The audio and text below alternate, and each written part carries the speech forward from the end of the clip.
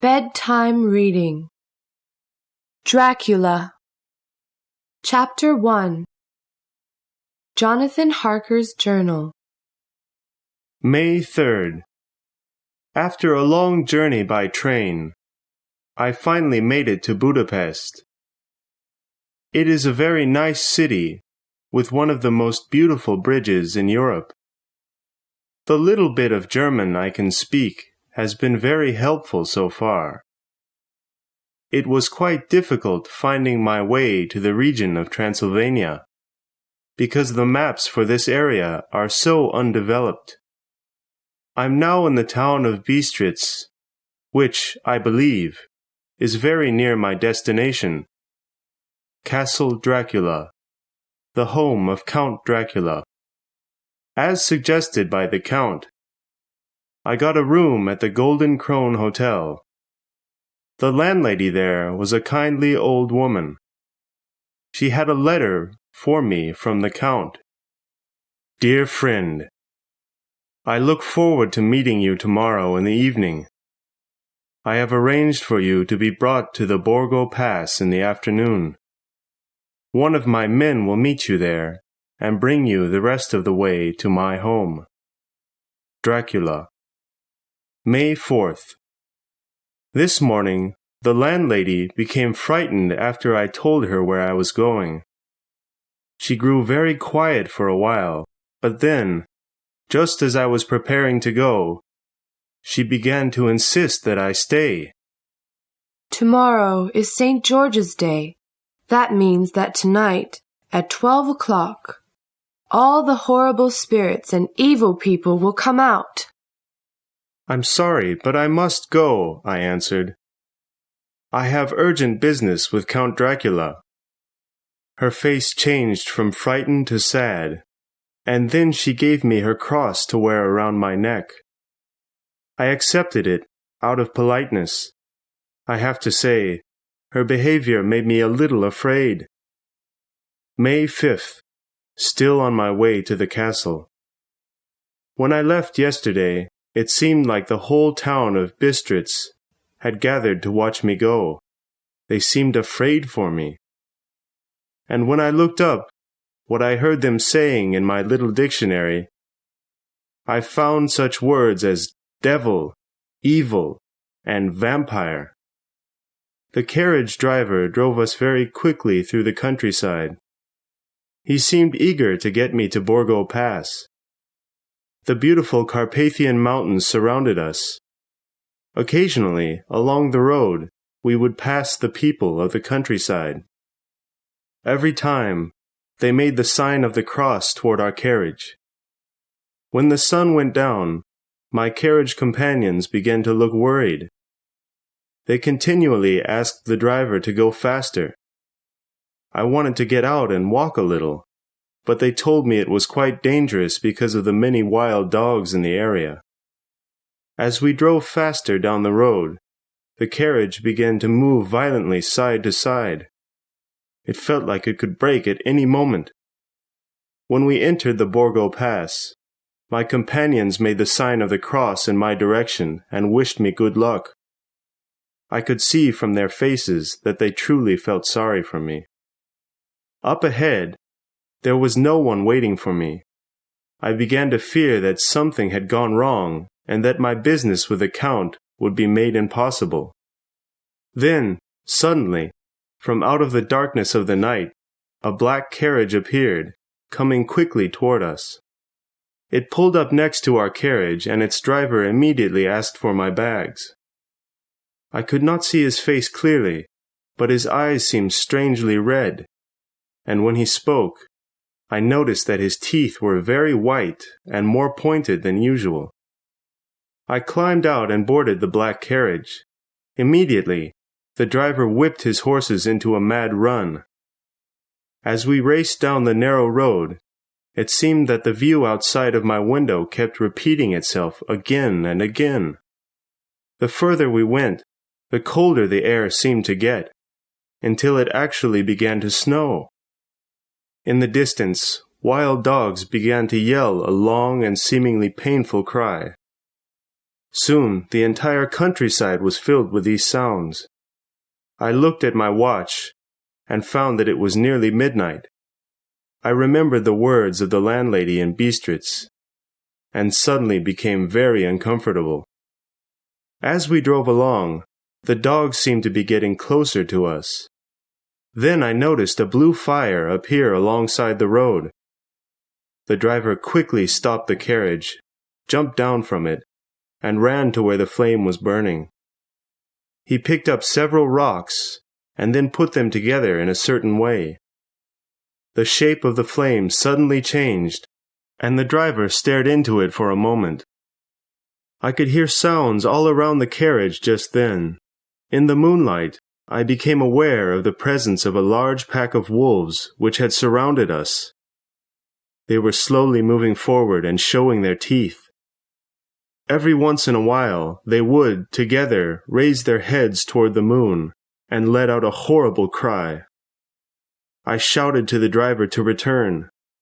He remained staring into the flame for a few minutes more. Meanwhile, the horses were becoming increasingly afraid of the approaching wolves. Eventually, the driver returned to the carriage. With a single wave of his arm, he sent the wolves running away from us and then, again, boarded the carriage. Several minutes later, we were driving through the large doors of a very large and very old castle. Chapter 2. Jonathan Harker's Journal continued. I was left alone with my luggage in the courtyard of the castle. My situation seemed so terribly strange to me. When I began my career in real estate, I never imagined being sent to such a place as this.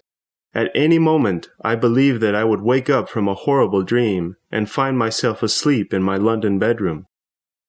The great castle doors suddenly began to slowly open. Soon, before me, stood an elderly man. He wore all black and his skin was extremely white, as if it had never once been touched by sunlight. The man addressed me in nearly perfect English. "Please, come into my home," he said, offering me his hand. It felt very cold, like touching the dead. "Are you Count Dracula?" I asked. "Yes, I am," he said with a bow. Then, picking up my bags, he added, "Please follow me." Soon, after walking through a long, dark hallway full of spider webs, I found myself led to a surprisingly comfortable bedroom. "You've had quite a long trip," the Count said. "Take some time to wash yourself and then come to the next room. I have dinner ready and waiting there." I was soon alone again, but now feeling much better about my situation. The Count seemed a very pleasant fellow. After a quick wash, I went to the dining hall next door and found a table of food waiting for me. "Please, eat as much as you wish," Count Dracula said from a dark corner of the room. "I myself have already had dinner." Before sitting down, I gave the Count the contract from my company. He looked it over briefly and then handed it back to me. Setting it aside, I immediately began to eat. After dinner, the Count and I sat down near the fire to relax and chat. In the firelight, I could see that his appearance was quite strange. His skin was extraordinarily white, but his lips were a deep red. When he smiled, his teeth appeared to be very pointed. His ears, too, ended in a point. When he leaned over and placed his hand on mine, I could not prevent myself from showing obvious discomfort. His breath was terrible and his skin felt like ice. The night was very quiet except for the occasional cry of a wolf. Hearing this, the Count commented, "Such beautiful singing." Then, seeing that I felt quite different about the noise outside, he added, "We hunters look at things so differently from you city people. Forgive me if I made you uncomfortable." He then showed me to my room and told me that he would not be available to meet with me until late afternoon the following day. Until then, I was to relax and make myself at home. Of course, this will be impossible now that this evening's observations have so strongly brought back my fears. May 7th. Today I woke up very late and had a sort of breakfast dinner at about 5 o'clock. There were no servants anywhere that I could see. I decided to have a look around. After a while, I found myself in a large library full of English books. A voice then came from behind me. "These books have been my teachers over the years," spoke the Count. "They taught me to speak English and introduced me to the culture of your beautiful country. Come, let's talk for a while, so that you may correct my English." The Count and I spoke for quite a long time.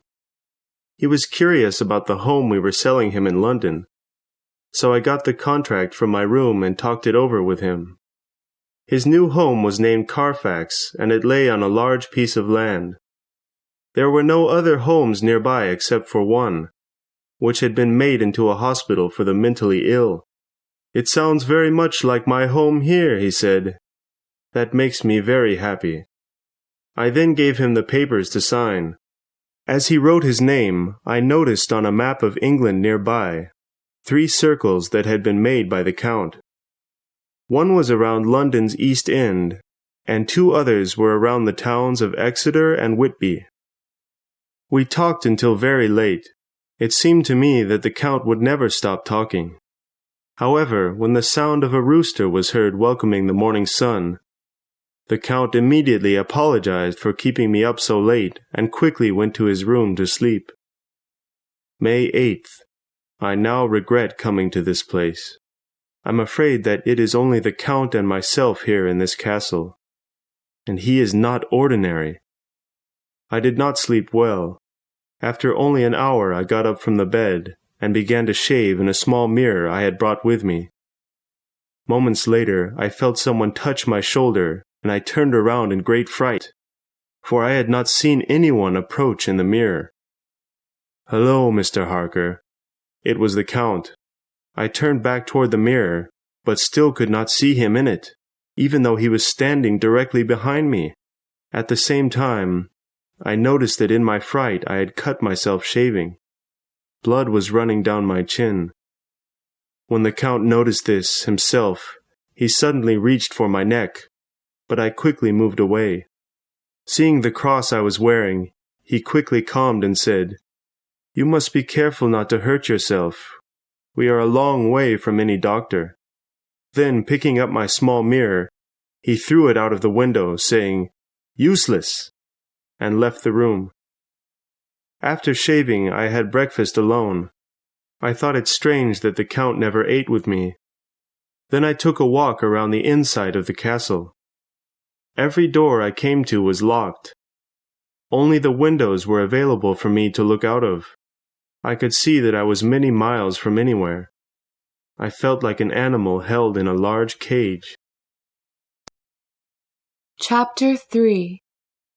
Jonathan Harker's Journal continued. The sudden realization that I was being held against my will made me a little crazy for a moment. Soon, however, I calmed down and tried to think what to do. I decided not to say anything to the Count. I feared for my life. It was clear to me now that Dracula had no servants. That meant he was the driver of my carriage, and that he had some special power over the wolves. This evening I will do my best to keep my knowledge a secret. May 12th. It's been several days since I last wrote. In this time I've learned how excellent a businessman Count Dracula is. I will now document a conversation that we had because I feel it may help me in the future. One evening the Count expressed to me that he might wish to have more than one agent, like myself, working for him in other parts of Europe. He asked me if this was possible. "Of course, many people do that," I answered. "Wonderful. Now here are some paper and envelopes for you to use to write whomever you like. I do ask, however, that you specifically write to your boss and inform him that you will be staying here for a month." My heart felt pain when he spoke these words, for I had no choice. Count Dracula was a customer, and I must do as he wished. I politely took the writing materials from him and sat down to work on 2 letters. The Count did the same. I wrote to my dear Mina and to my boss, Mr. Hawkins. When I finished, I gave the letters to the Count with the envelope sealed. I was careful not to write anything personal, for I knew the Count could easily read what I had written. "I apologize. Tonight I will be very busy," said the Count. "I trust that you will be fine without me. By the way, I recommend that you don't fall asleep anywhere in this old home other than your room. It could be quite dangerous." He then quickly left me. Later that evening, I went to my bedroom and sat down next to the window, for it was now my habit to stay up until the early morning. Such sleeping habits are beginning to make me very nervous. Often I imagine I can see and hear all kinds of terrible things. In order to calm myself a little, I enjoyed the view of the countryside in the moonlight from my room window. Moments later, I saw something moving down outside and down below me.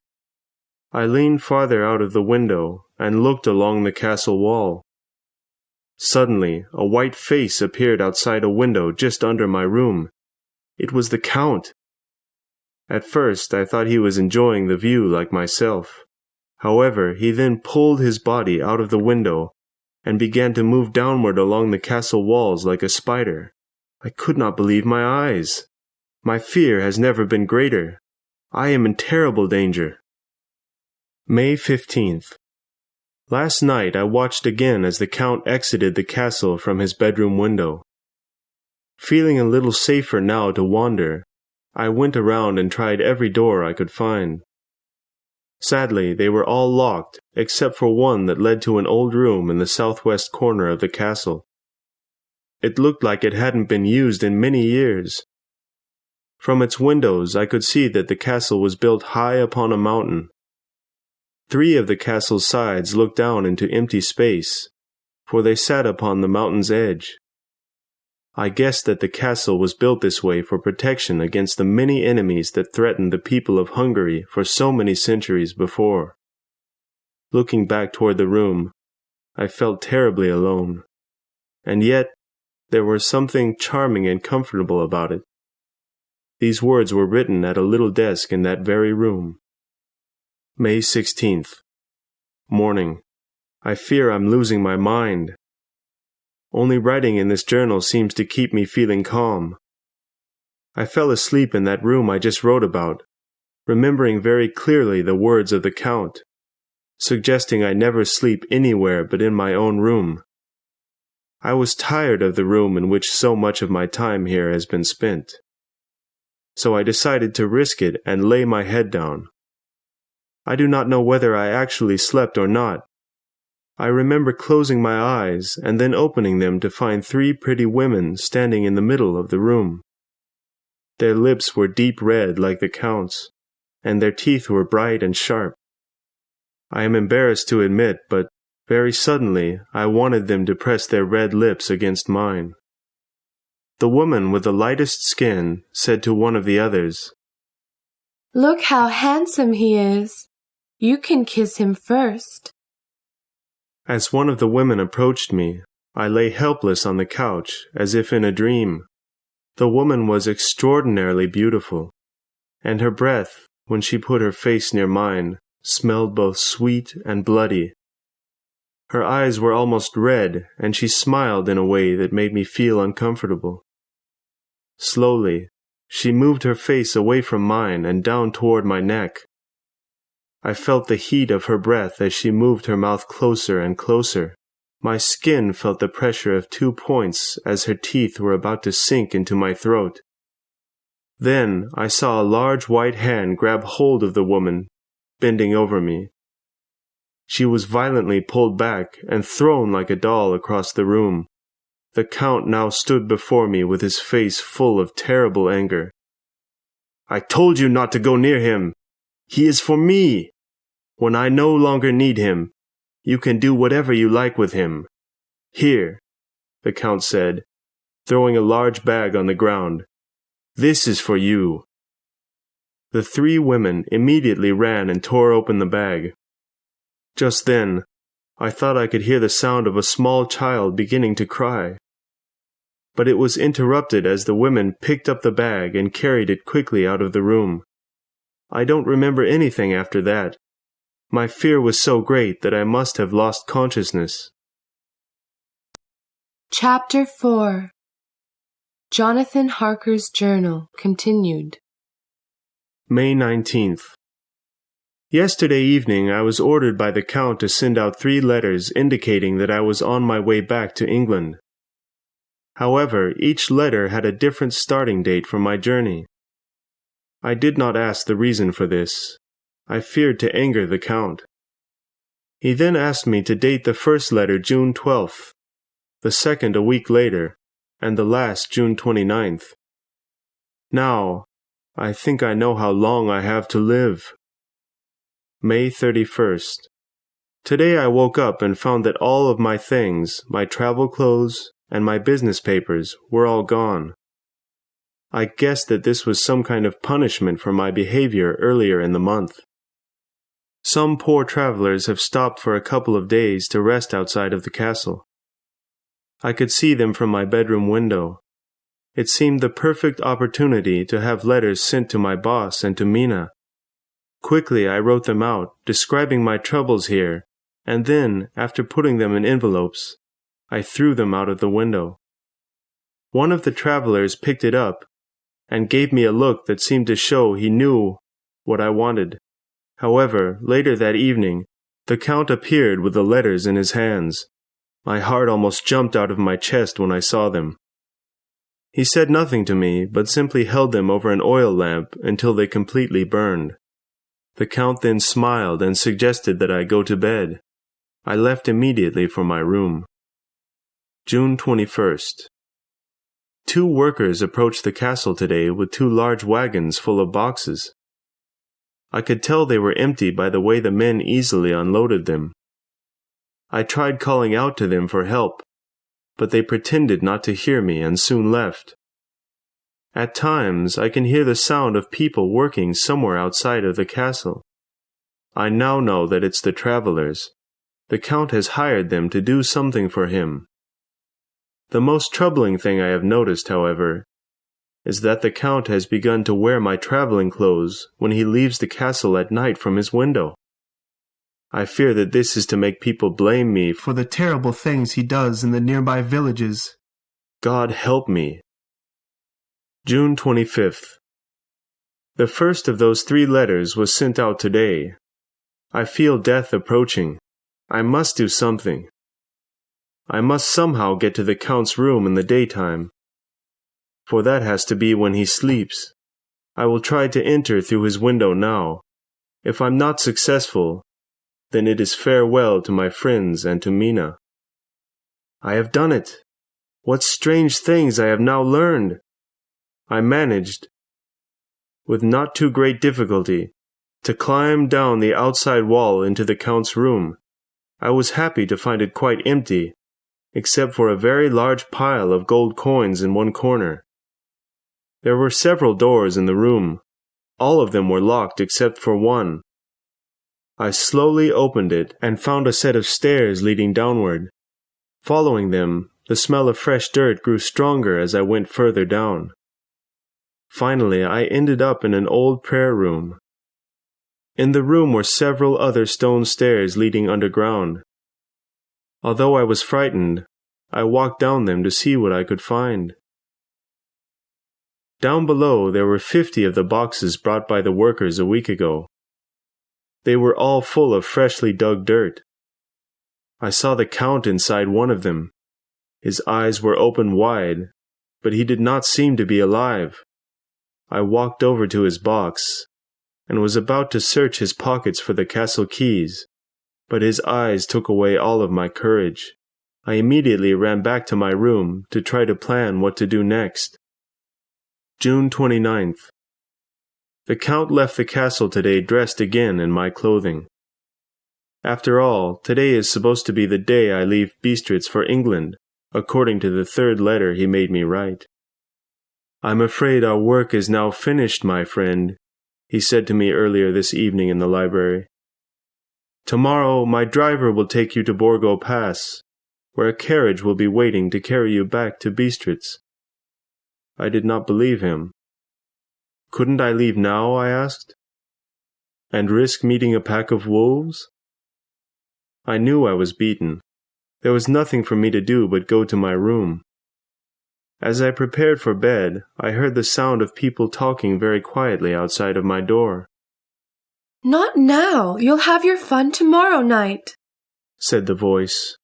This was followed by the sound of soft laughter. I ran to the door and opened it. Outside stood the 3 evil women I had seen in the room downstairs. They were still laughing when they suddenly disappeared. This, then, is to be my last day alive. I pray to God for help. June 30th. This morning I got up and did my best to prepare for death by praying. Then the desire to live suddenly rushed through me, and I decided to get the key to the castle no matter how dangerous. I climbed back down the castle wall to the room with a pile of gold. From there, I made my way to the room full of boxes. Count Dracula was exactly where I had found him before. Without hesitation, I reached into the sleeping man's pockets, but they were empty. His face seemed to wear a knowing smile. At that moment, I thought to myself, "My God, I'm helping this horrible man to move to England, where he can regularly practice his evil." The urge to kill him grew strong within me. I picked up a shovel and swung the edge of its blade down hard. The shovel bounced off his head, leaving only a small cut on his face. He did not make a single movement. Then the sound of an approaching carriage could be heard from outside. I remember the Count mentioning the coming of those same workers to carry away the travelers who had been working for him. I ran back to my room for fear that they might find me. For several hours I'd been writing to the sounds of their loading the boxes onto their wagons and nailing the tops of them shut. They mean to leave me here alone for those women to kill. But I'll not die so easily. I'll do my best to run away, even if I must die trying. Chapter 5. Letter to Mina Marie from Lucy Westenra. May 24th. Dear Mina, I was so happy to get your letter. I have wonderful news. 3 men asked me to marry them today. Can you believe it? The first one was Dr. John Seward. He's the man I wrote to you about in my last letter. He was very nervous and sweet when he asked. I felt sorry for him. In the end, I told him that I could not marry him, for my heart belonged to another man. He accepted this, and promised to be a good friend to me. The second man was an American. His name is Quincy P. Morris. He, too, is very handsome and sweet. I liked the way he talked. He made me laugh. However, I told him the same thing I told Dr. Seward. I was in love with someone else. He had only one request, that I kiss him before he left. I did as he asked, and, like Dr. Seward, he promised to be a good friend. The third, well, I won't write about him just now. I'll just say that I feel like the luckiest and happiest girl alive. I'll see you soon in the town of Whitby. Love, Lucy. Letter to Lucy Westenra from Mina Marie. May 26th. Dear Lucy, what wonderful news! I can't wait to hear more about it. Jonathan sent me a letter this week. I miss him terribly. His being so far away makes me nervous. Anything could happen to him. Oh, I'll stop complaining. I'm sure he's being careful. See you soon. Love, Mina. Dr. Seward's Diary. May 25th. trying to forget yesterday's refusal, putting all of my energies into my research. Today, I focused on my most interesting patient here at the hospital, R.M. Renfield. I fear that he would do quite a bit of harm to people if he were a free man. His ideas are all quite dark and angry. He keeps repeating the same words over and over to himself, but I don't quite understand them. I must watch him more closely.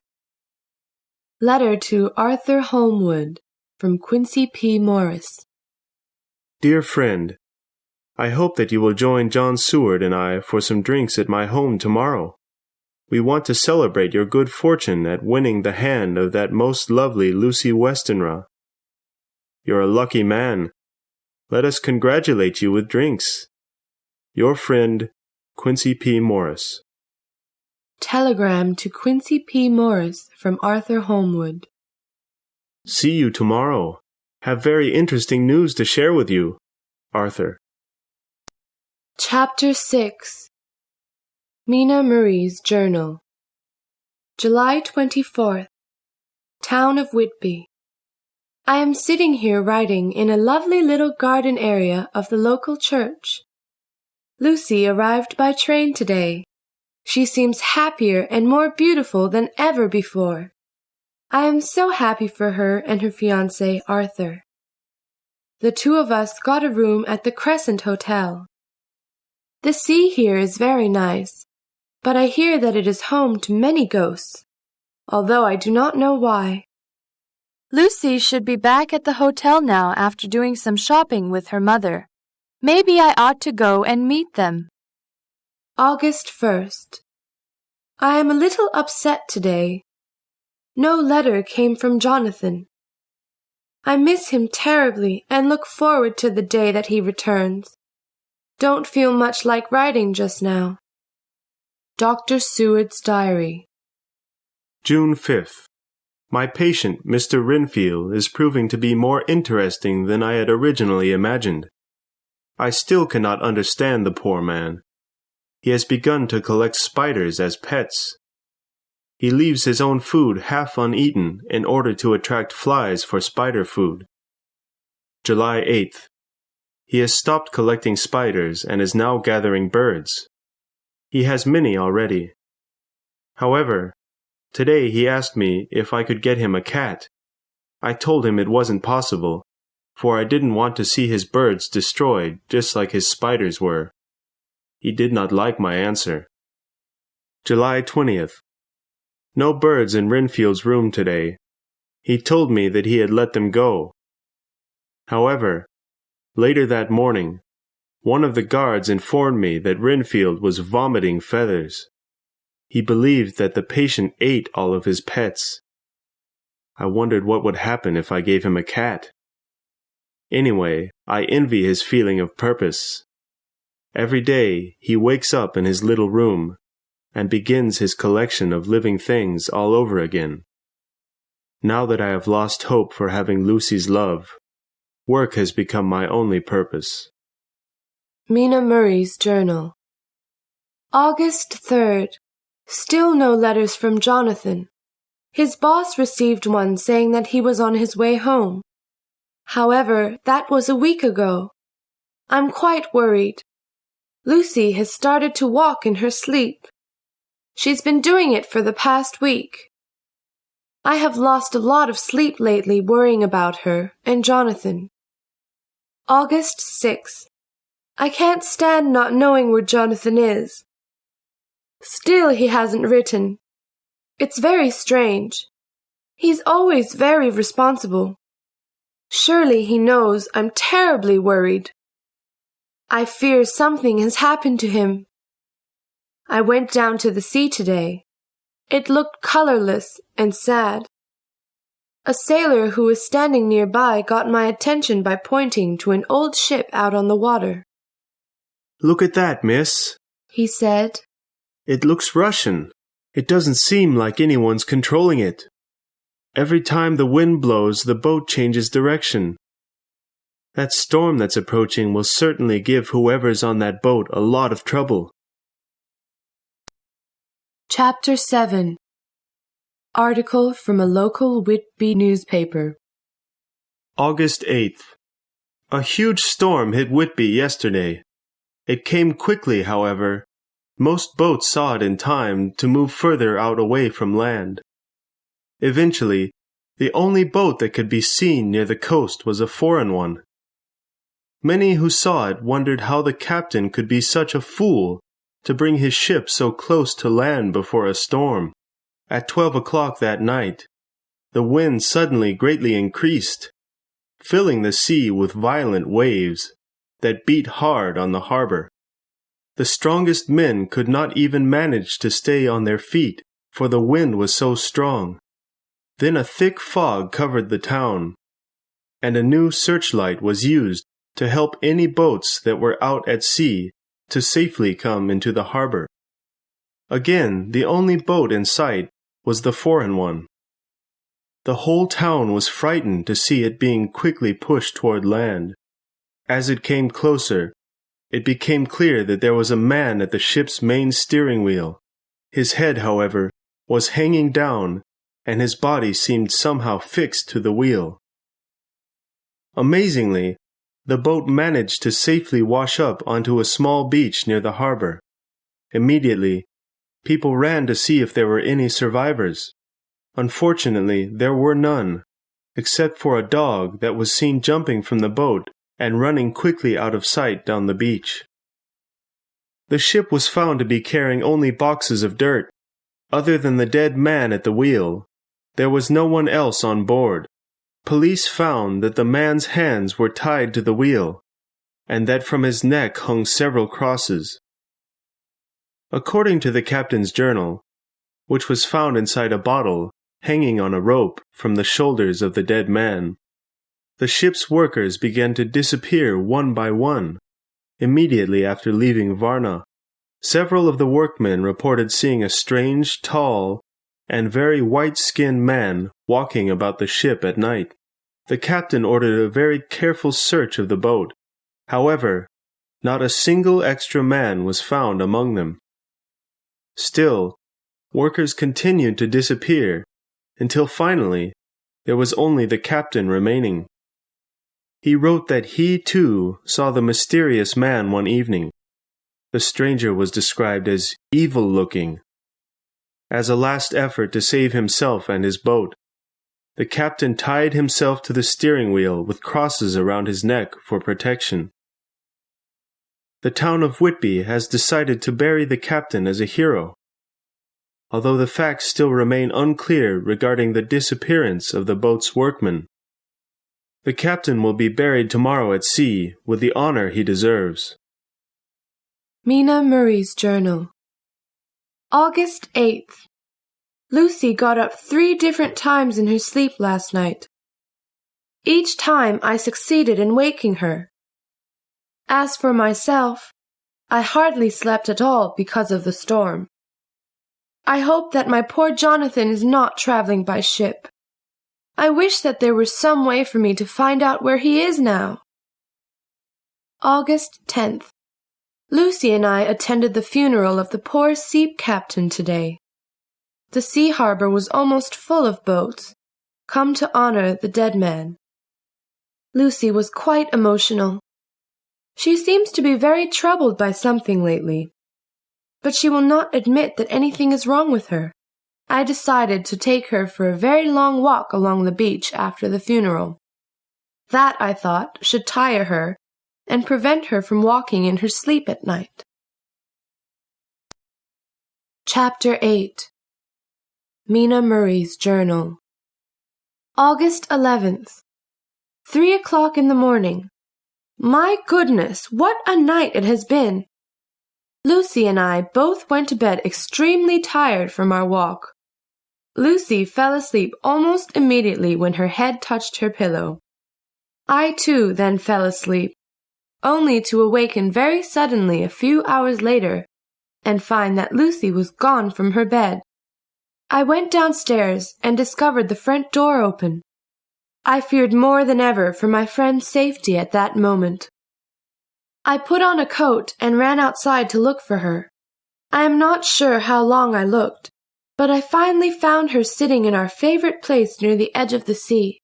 Behind her, I thought that I could see something, or someone standing. Then the person or thing suddenly bent itself down near my friend's face. I called out to her, and the person turned toward me. His face was terribly white, and his eyes an evil red. I began to run toward them. When I finally reached Lucy, the man was gone. She was breathing very heavily and seemed cold. I wrapped her in my coat, and must have accidentally cut her neck with my fingernails, for she suddenly put her hands to her throat as if in pain. I checked the injury myself and found 2 little holes, still freshly bleeding. We then walked back home, being careful not to be seen by anyone. I put her to bed, and then got back into mine. I decided that it would be best not to tell anyone about this night, for it could easily hurt Lucy's reputation. August 14th. I have now begun to lock the bedroom door at night. I keep the key tied around my arm. Several times I have woken up to find Lucy trying to open the door in her sleep. Last night she was looking out the window at a bat that kept flying about just outside. It seemed to want to get in. Today, after dinner, she went to bed early because she was not feeling well.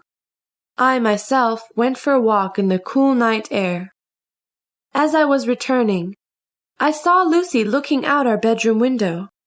I waved to her, but she did not respond. When I got closer, I found that she was sleeping with her head leaning against the window's edge. Next to her head was a large bat. I ran inside and up to our room. She was getting back into bed when I arrived. She held her neck with one hand, as if cold. Now she lies very still and peaceful, although her eyes look very tired. I have locked the door and window. She should be fine now. August 17th. These are very sad days. Lucy's mother had a private conversation with me a couple of days ago. She told me that she is dying, and that she could die very soon if anything too upsetting happened. I did not share this news with Lucy, for her health also seems to be poor lately. She has been sleeping late, and her skin is losing its color. I found her asleep with her head out of the window again last night. She held her neck, and I checked the 2 holes there. They were still freshly bleeding. If her health does not improve soon, I will call a doctor. August 19th. Wonderful news! Jonathan has written to me. Sadly, he has been very ill at this time. He is staying in a hospital in Hungary. I am leaving for Budapest tomorrow morning. Lucy has seemed much better lately. A little of her color has returned, so I feel it safe to leave her now. The letter from Jonathan was actually written by one of the nurses at the hospital where he is being taken care of. She wrote that Jonathan must have experienced something very terrible, for he talks of very frightening things in his sleep. They assure me that he is fine now, however. I cannot wait to see him. Dr. Seward's Diary. August 19th. Patient Renfield's behavior has changed a great deal lately. He no longer cares about his collection of spiders, and he will not talk with anyone, not the guard or myself. He seems to think that we are unimportant now. He talks about his master coming. "He is here," he says. "He has come." I left him this evening sitting on his bed, staring through the bars in his window. Later, I was awakened earlier tonight by the guard. He informed me that Renfield had somehow managed to leave the hospital through his window. I gathered several men and immediately went out looking for him. He was found standing at the front door of the old house next door to our hospital. He was talking as if someone were on the other side of the door. "I have come, master," to serve you in whatever way you wish." With much effort, we took hold of him and returned him to the hospital. He is now locked away behind the strongest door we have, in a room without windows. His arms are completely tied up in a special coat designed for the most violent patients. He repeats the same sentences over and over again. "I am waiting, master. I will be ready as soon as you are." Chapter 9. Letter to Lucy Westenra from Mina Harker. Budapest, August 24th. Dear Lucy, I made it to Budapest without any trouble. I suppose the journey went faster than usual because of my worries about poor Jonathan. He could not speak much when I first arrived. The nurse would not tell me everything that he had said in his sleep. She only told me that it was clear that he himself had done nothing wrong, and that there was no reason to be jealous of any women. I was glad to hear this because, I must admit, I was a little worried about that possibility. When Jonathan finally gathered enough strength to talk, the first thing he did was ask the nurse to bring his journal. He then looked at me very seriously and said, "Here it is, my dear Mina. I give it to you, so that there will be no secrets between us. Read it if you like." He then said that he would like to get married that very same day. I let him rest several hours first, and then a priest came, and with the nurses present, announced us husband and wife. Oh, I cannot tell you how wonderful it feels to call him my husband. As a symbol of trust, I wrapped his journal in paper and tied it with a ribbon I had been wearing in my hair. I hope that you too will soon be as happy as I am today. Love, Mina. Letter to Mina Harker from Lucy Westenra. Dear Mina, I can't wait until you and Jonathan return. Arthur has come, and we often spend our days together. My health has improved a great deal, and I'm no longer sleepwalking. Arthur and I are getting married on September 28th. I love him so much. I'm sorry I have no time to write. Hope to see you soon. Love, Lucy.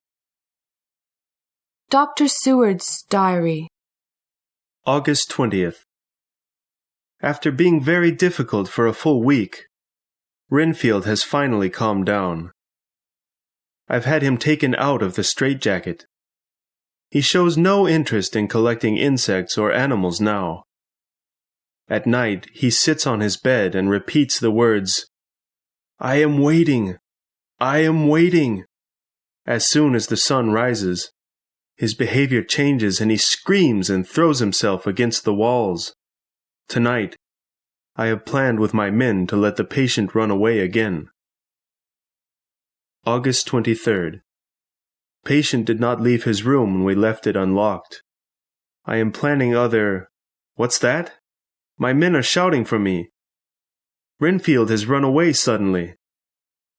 Later, we found Renfield at the house next door again. He became angry as he saw us approaching, but then, suddenly, he calmed and easily allowed himself to be taken back to the hospital. I noticed the whole time that his eyes kept following a bat that was flying about outside of the house. Lucy Westenra's Diary. August 25th. Things are not good for me. My terrible dreams have returned. This morning I have no strength. My neck hurts. I'm not sure what's wrong with me. Arthur is becoming sadder every time he sees me looking so ill. Letter to Dr. Seward from Arthur Holmwood. August 31st. Dear John, I need your help. Something is terribly wrong with Lucy. Could you come and examine her? I know this is a lot to ask of you, but believe me, I wouldn't ask this if it weren't very serious. Come tomorrow after lunchtime. Unfortunately, I will not be here, for my father is also very ill, and I must go and see him. Please write me and let me know the results of the examination. Arthur. Letter to Arthur Holmwood from Dr. Seward. September 2nd. Dear friend, first, let me say that Lucy does not suffer from any physical problems. I checked her blood and she is quite healthy. However, I believe something may be wrong with her mind. Her illness is one that I am not familiar with. Therefore, I have asked my good friend and teacher, Professor Van Helsing, to come from Holland and look at Miss Westenra. He is one of the greatest scientists today. I'll be seeing Lucy again tomorrow in order to have another look at her. Letter to Arthur Holmwood from Dr. Seward. September 3rd. Dear Arthur, Van Helsing has seen Lucy, and he's quite worried that her condition is serious. After examining her very carefully and in private, he told me that her life could be in danger. However, he would not give me any details. He has gone back to Holland to do some research on her illness. He said he would write to me by tomorrow with an answer. Please don't worry too much right now. She is in the best hands possible, and you have your father to think about. I'll write you as soon as I learn anything more. Dr. Seward's Diary. September 4th. There are many changes in Renfield's behavior today.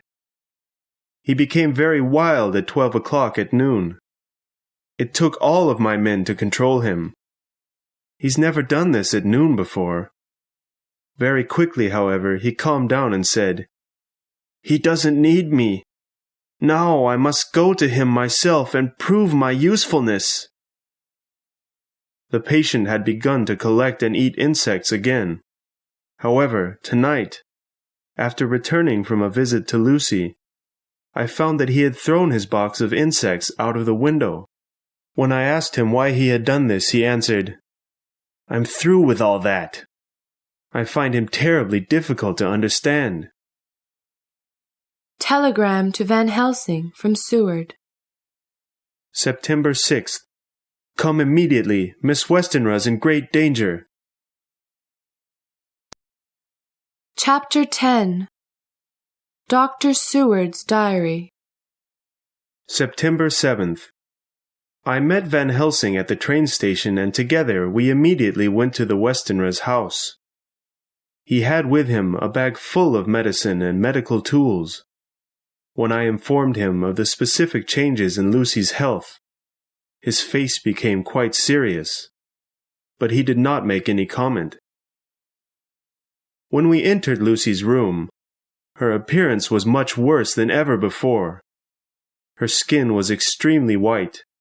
Even the color had left her mouth, and she looked nearly 20 pounds thinner. We tried asking her how she felt, but she could not answer. She was too weak, and her breathing extremely difficult. The professor then pulled me out of the room and said that Lucy needed blood right away. I offered to give my own. As we were preparing, a servant came and announced that Arthur had just arrived and was very eager to see Lucy. Just then, he rushed into the room. The professor and I had to stop him from going in to see her directly. "I could tell from your letter that she was much worse. Please, tell me what I can do to help her. I'll do anything," he said to us. Van Helsing smiled and took hold of Arthur's arm. "There's much you can do to help. We were just about to give her some of Dr. Seward's blood. However, you seem to be much healthier than him. I would suggest using your blood instead." "Of course," Arthur responded. "Right away." Without hesitation, the procedure was carried out. As Arthur's blood entered Lucy's body, a little of her color seemed to return. Poor Arthur, however, soon turned very white and weak. I was about to help Arthur out of the room when Van Helsing said to him, "You ought to give this beautiful young woman a kiss. I'm sure it would help her to feel better." as the professor gently raised the pillow underneath Lucy's head to make her more comfortable. His arm accidentally moved the ribbon that was tied around the patient's neck. Right away, the professor and I noticed 2 red marks on her neck. At that moment, Van Helsing made a noise deep within his throat. Immediately, he ordered that Arthur be taken back to his home to rest. After seeing Arthur off, I returned to Lucy's room, and found Van Helsing seated next to her bed, watching her very closely. "What were those marks on her neck?" I asked, for I had never seen anything like them before. "I must return to Holland," the professor said, turning to me. "In my library, there are books we'll be needing. Meanwhile, you must stay with her and watch her very closely. Do not leave her side and do not sleep. As soon as I return, we shall start our work. If you care for her at all, you will not sleep, even for a second." September 8th. After watching Lucy all night long, I was happy to see her looking better when she finally awakened. She appreciated my staying with her and was very sweet toward me the whole day. I did notice, however, that her eyes often grew heavy and that she would have to fight to stay awake. "What's wrong, Lucy? Why don't you rest some more?" I asked. I'm afraid of my dreams. They're so terrible. "But I'm here now. I promised to wake you if you seem to be having a bad dream." She thanked me and then almost immediately fell asleep. Again, I watched her for the whole night. She seemed very much at peace. In the morning, after sunrise, I asked one of the servants to replace me by her bedside, and I returned to the hospital. I was very happy to hear that patient Renfield had been quite calm for the past day and a half. Later on, I received a telegram from Van Helsing, saying that he would be back in London by morning. September 9th. I was feeling extremely tired this evening. Lucy noticed this and, feeling pity for me, suggested that I rest on the sofa in her bedroom for a while. She has promised to wake me up if there is any problem. I really have no choice. I must rest for a short while. September 10th. I was awakened this morning by Professor Van Helsing. "How is she?" he asked. "Fine, since I last saw her," I answered. We then entered her room together. Suddenly, that same sound deep within Van Helsing's throat came to my ears. I looked toward Lucy's bed and found her leaning halfway out of it. Her face was once again ghostly white, and her heart was barely beating. "Get my tools," the professor shouted. "We have no time to waste. You will have to give your blood this time." We did not use any drugs this time. There was no time. I rolled up my shirt and allowed the professor to place the needle into my arm. The feeling was terrible, but it helped me to know that my blood might save the woman I loved. The operation did not last long. Van Helsing took the needle out of my arm and told me to go and get some rest. I could see that he was very disappointed in me. However, he did not say anything critical. After breakfast, when I was feeling a little stronger, I returned to Lucy's room. Van Helsing asked me to replace him and watch the patient very carefully. He left the room, but did not tell me where he was going. The whole time I sat by her side, I wondered how her condition had so quickly changed. I looked again at those 2 strange red marks on her neck. They were much too small to be the reason for her loss of blood. And where was the blood going? Surely we would see it in her clothing or on the bed. But there was nothing. A little while later, Van Helsing returned and ordered me to go home and eat and rest for the night.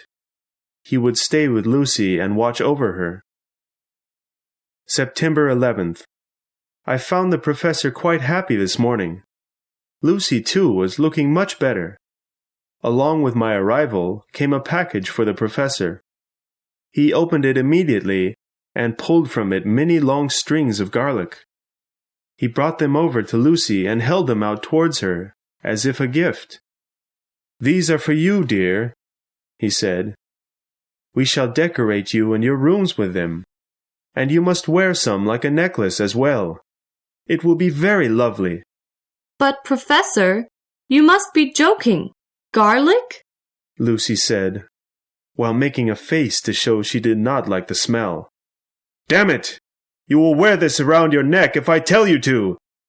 Van Helsing suddenly shouted angrily. Then, seeing the fear on his patient's face, he calmed and said, "Please, just wear them. You must trust my methods. It will help you a great deal." The professor and I then began to hang the garlic in every corner of the room, especially the window. The professor placed one string around poor Lucy's neck, which she accepted very quietly. Once finished, we left Lucy alone to rest. Van Helsing was quite sure that she would be safe tonight without a guard. September 12th. This morning, Mrs. Westenra met us at the door to her home. "Lucy is doing wonderfully," she said in a cheerful voice. This made Van Helsing happy. "Excellent! The garlic is working," he said. "Oh, that! Goodness," said the old woman. "I had to open the window in her room last night, just to let some of that smell out. Why, the whole room stank of garlic. Anyway, I think that she slept better because of the fresh air." Van Helsing did his best to control his anger and surprise. He smiled and helped the ill woman back to her room.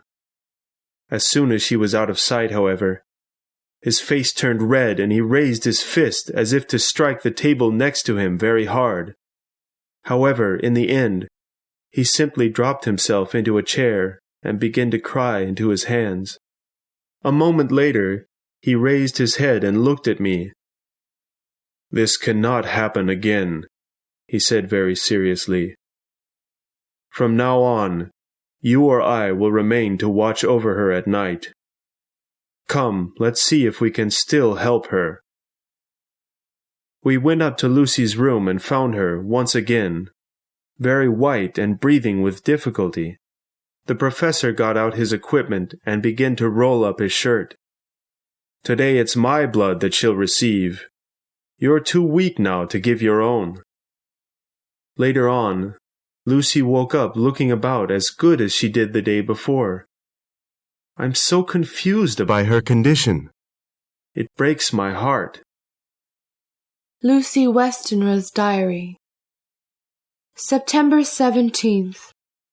I feel so much better now that Professor Van Helsing has been staying with me at night. All of my fears have left me, and I am regaining my strength. I've even gotten used to the garlic. Tonight I shall be alone once again, for the professor has to return to Amsterdam. However, I am not afraid. I'll sleep like a baby. I wasn't even afraid last night when I heard something scratching at my window. Newspaper article from the Pall Mall Gazette. September 18th. The Missing Wolf. A wolf recently managed to run away from the town zoo. I met with the wolf keeper of the zoo at his home. Sitting in front of a warm fire just after dinner, the wolf keeper began to tell me his story of the missing animal. I remember the day before he left his cage, this wolf, named Berserker, seemed quite upset. He was making all kinds of noise as if he were angry, or maybe even frightened. I went to check on him and saw that a tall man with a long gray beard and red eyes was standing near Berserker's cage. To my surprise, he placed his hand in the cage and gently stroked the animal's head. I cried out for the man to be careful, because Berserker is not the nicest of our wolves, you know. "Oh, I'm not afraid," the man replied. and Berserker didn't do anything. He sat there like a well-trained dog. I couldn't believe my eyes. For the rest of the evening, Berserker stayed quietly in his cage. Then, the next morning, I came to feed the wolves and found the bars of Berserker's cage were bent and he gone. I guess that he's probably lost somewhere in the zoo. He's not used to feeding himself, and he certainly doesn't know how to fight. No, I'm sure he's not far away. Then, much to the wolf-keeper's surprise, as we were talking together, Berserker suddenly appeared at his door. The old man greeted the wolf as a man would his long-lost son. I myself was quite afraid of the animal. However, in the end, the wolf proved to be very gentle and friendly. The keeper found some broken glass in the wolf's side, as if he had tried to jump over a wall. Other than that, the wolf was fine, and the keeper gave him a big piece of meat and put him back in his cage. Now, once again, our town is safe and secure. Dr. Seward's Diary. September 17th. I was attacked in my own office today at the hospital. Patient Renfield suddenly ran through my door and swung at me with a dinner knife. He managed to cut my arm quite deeply. I quickly struck him with my fist, and he fell to the floor and made no further efforts to harm me. Instead, he began with his tongue to lick my blood off the floor. I called my men in, and they immediately took him back to his room. How he managed to get to my office, I do not know. I am feeling very tired now. I haven't slept for quite some time. Also feeling very weak from all the blood I have lost lately. Tonight I will sleep very well. September 18th, after midnight. No sleep for me. I have been ordered by Van Helsing to watch over Lucy this early morning. I now write this on the train heading into town. I will not arrive until very early morning. Letter written by Lucy Westenra. September 17th, night. This letter is being written in order to make clear what exactly happened this horrible night. Lying in bed with Professor Van Helsing's garlic all around me, I found myself feeling frightened again. For some reason, Dr. Seward was not here as the professor had promised he would be. Outside, that same bat was flying about, and I could hear wild dogs crying all about town. I decided to try and stay awake. A little later, my mother came in to check on me. I asked her to stay with me for a while, so she climbed into bed and lay next to me. There then came a scratching sound at my window. My mother became frightened by it, but I told her it was nothing, and that she should not pay any attention to it. Just then, the glass in my window came crashing to the floor. My mother and I screamed, and looked to see what had happened. There, in my window, was a large wolf looking straight at me. My poor mother cried out one final time, and then dropped suddenly back down onto the bed. She was dead. The servants came running to my door, and began to scream when they saw my mother. I ordered them to calm down by having a glass of wine.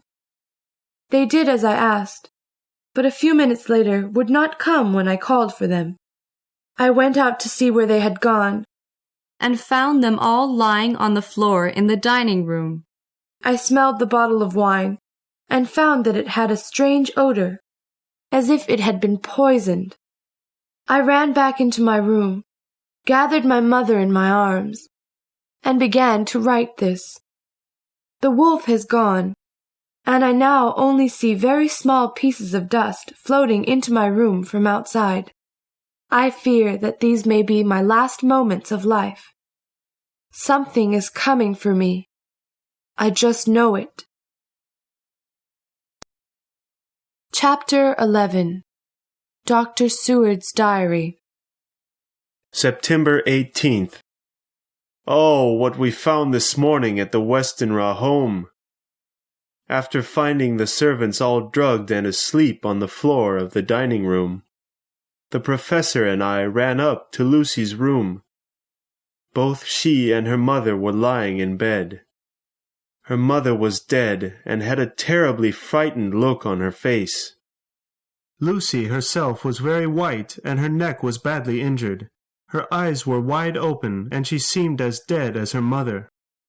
Van Helsing put his ear to her chest and then suddenly shouted for me to get some whiskey and then to awaken the servants and get a warm bath and fire ready. Once everything was ready, we placed poor Lucy in the warm water and began to rub her arms and legs. Van Helsing was determined to keep her alive. Much to my surprise, Lucy's body began to respond to the heat, and I soon could once again hear her heart beating more clearly. The professor then ordered a servant to watch Lucy, while he and I went downstairs to discuss the situation. "I don't know what to do now," Van Helsing said. "We need blood, but neither one of us can give it. We need a strong man's blood." "How about mine?" came a voice from across the dark room. We turned and found Quincy Morris sitting on the couch. He had come 30 minutes ago, but the servants were so busy that they forgot to tell us. Van Helsing immediately got his equipment ready, and soon Quincy's blood was flowing into our nearly dead Lucy. The operation was less successful this time. However, her breathing became normal. After taking Quincy downstairs to drink some wine and rest, I returned to Lucy's room and found the professor reading a piece of paper. "This was in her dress," he said, handing the paper to me. It had been written by Lucy. I read it carefully and became very upset. "Has she gone crazy?" I asked. "Don't worry too much about it now. In the future, you'll understand things much better." Over the next couple of days, I watched Lucy carefully as she slept. I noticed that it was easier for her to breathe at those moments than when she was awake. Once, when her mouth was slightly open, I noticed that her teeth seemed to be longer and more pointed than before. Arthur was soon written to and told to come, for Lucy had begun to ask for him. By the time he arrived, she was sleeping more and more often. When she woke up and saw him there, she became happier than she ever had been recently. Arthur did his best not to show the deep sadness that he felt within himself. They had a very pleasant and hopeful conversation until she became too tired to speak any longer. I am to replace Van Helsing and Arthur, who are watching over her now, in about 15 minutes. I fear that this will be her last day. She is much too weak to fight for her life. Letter to Lucy Westenra from Mina Harker. September 17th. Dear Lucy, Jonathan and I have finally returned to England. We've been staying with his boss, Mr. Hawkins. It's so wonderful to be back. Jonathan's health has been improving steadily, although he still often wakes up in the middle of the night from terrible dreams. Great news! Mr. Hawkins has made Jonathan a partner in his business, and has told us that he is leaving everything to us when he dies. Let's pray that that does not happen any time soon. He's asked us to live with him in his large home. It's so beautiful. I can't possibly explain to you how much I love it here. I'm dying to know about you. I haven't heard from you in such a long time. Your wedding day is approaching. Is everything ready? Write me soon. Love, Mina. Report from Dr. Patrick Hennessy to Dr. John Seward. Dr. Seward, much has happened with patient Renfield while you have been away. He had a very violent day recently. It started when 2 men came to the house next door to the hospital to remove some boxes from it. As they were leaving with several boxes on their cart, Renfield began shouting horrible things at them from his window. Moments later, he broke through the bars and began to run after them. When my men and I caught up with him, we found him on top of one of the movers, banging the poor worker's head against the hard ground. We pulled him off the man and did our best to keep hold of him. As you know, his strength is incredible, and it took 5 men to finally get him under control. I took the 2 workers out for a beer and gave them a little money in order to calm them down, for they were quite ready to get the police involved. I took down their names and will leave the report on your desk. Dr. Patrick Hennessy. Letter to Lucy Westenra from Mina Harker. September 18th. Dear Lucy, terrible news. Our kind friend, Mr. Hawkins, has just died. Many people think that Jonathan and I should be happy because he left us all of his money. However, we are much more sad to lose him. We will be coming to London for the funeral. I will try and pay you a short visit while I am there. Love, Mina. Dr. Seward's Diary. September 20th. This is the saddest time of my life. Sometimes there is so much sadness in this world that I cannot bear living. Mrs. Westenra has died. Arthur's father has died. And, oh, it's so difficult to write. Around 6 o'clock in the evening, while I was watching over Lucy, Van Helsing came in to see how she was doing. She looked terrible. Her face was even whiter than before, and she had no strength at all. The professor looked at her neck and whispered to himself, "My God." I then looked as well, and found that the 2 red holes were gone. "She will be dead very soon," Van Helsing said. "Go get Arthur from the dining room downstairs. He should be here." I found Arthur sleeping on a couch. He did not take the news well at all. Tears filled his eyes, and he nearly fell over when trying to stand. I helped him up the stairs and into Lucy's bedroom. When he entered, Lucy opened her eyes and immediately asked him to come to her and give her a kiss. I noticed that her voice was not normal. There was more strength in it than there should have been. As Arthur bent down to kiss her, Van Helsing grabbed him and threw him back with all of his strength. I looked down at Lucy and saw that her eyes looked very angry, and her mouth seemed full of long, sharp teeth. I did not know what to think. She then closed her eyes, and her breathing became difficult once again. Arthur looked confused and upset. I, too, did not understand things, but trusted the professor's judgment. Minutes later, Lucy stopped breathing. "She's gone," announced Van Helsing. I accompanied Arthur out of the room and then returned to help the professor. I found him looking very seriously at Lucy. Somehow she looked better, almost healthier, than she had a few minutes before. "I'm glad that her suffering is over," I said. "It's not over," Van Helsing replied. "In fact, it's just begun. You will see what I mean later on." Chapter 12. Dr. Seward's Diary. The funeral caretaker did an excellent job with Lucy. when I saw her lying in her bed. She looked just as beautiful as when she had been in her healthy days. Van Helsing was there with me. He laid some garlic around and upon her body, and also placed a cross on her lips.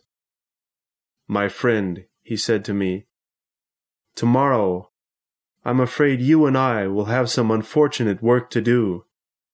Bring some surgical knives with you. We will be removing this poor girl's head and heart from her body. We'll do it late at night, after the funeral, so that no one knows." "Why? She is gone from us. There's no reason to do such a thing." "You simply must trust me, friend. You've known me for many years now. Have I ever done anything without a good reason? You and I must work together for a while. There is much to do. I'll tell you more about it soon. Now is not the time." I promised to help him and then left the bedroom to go to my own room and sleep. On my way, I saw one of the servants enter Lucy's room to say goodbye to her. It moved me very much to see this. The next morning, Van Helsing woke me from a deep sleep and informed me that we would not be performing the surgery we had agreed upon the night before. "What's wrong?" I asked. "Because one of the servants stole the cross I placed upon Lucy's mouth. We have no choice now but to wait." I, of course, did not understand. However, it was clear that Van Helsing did not yet feel that the time was right to explain, so I did not ask questions. Arthur came to say his final goodbye to Lucy. He asked me to approach her bed with him. She looked even more beautiful now than she had yesterday. It was truly unbelievable. Arthur could hardly speak. So surprised he was by her appearance. I almost feel as if she is still alive," he whispered. That night, I slept on the couch in the same room that Arthur slept in. He did not seem to want to be alone with his sad memories. Meanwhile, the professor stayed awake, placing garlic around Lucy's room and watching very closely over her dead body. Mina Harker's Journal. September 22nd. Today we went to the funeral of our friend Mr. Hawkins. Very few people attended. It was quite sad. Afterward, Jonathan and I decided to take a walk around Exeter. Everything seemed to remind us of our lost friend.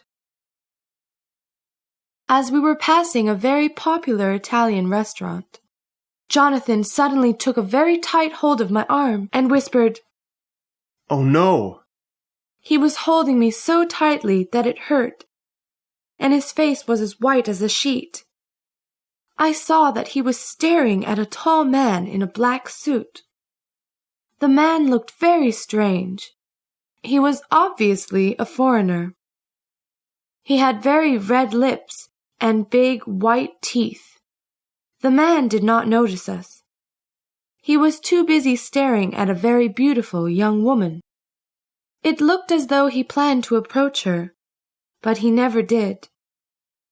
Instead, he just followed her as she left the park area. "It's the Count!" he cried weakly. "My God, it's really him! He looks nearly 40 years younger. How's this possible?" Since that moment, Jonathan has seemed terribly upset and nervous. Later. Oh, what a terrible, terrible day! I just received a telegram from someone named Van Helsing, informing me that both Lucy and her mother are dead. How sad Arthur must be. There has been so much death around us recently. Will we ever see happy days again? Newspaper article from the Westminster Gazette, September 25th. Several children have gone missing in the early evening over the past few days. only to be found the following day wandering the city as if lost. All of the children are from the Hampstead area of town. The children all report that they were with a very beautiful woman. Strangely, the children all share the same neck injury, 2 small holes, as if an animal bit them. They seem unhurt otherwise.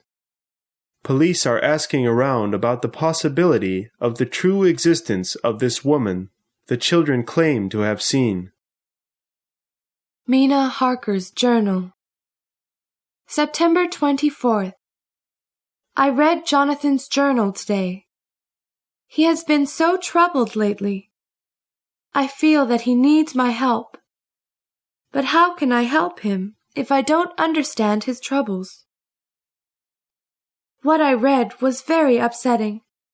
I do not know if he was ill when he wrote it.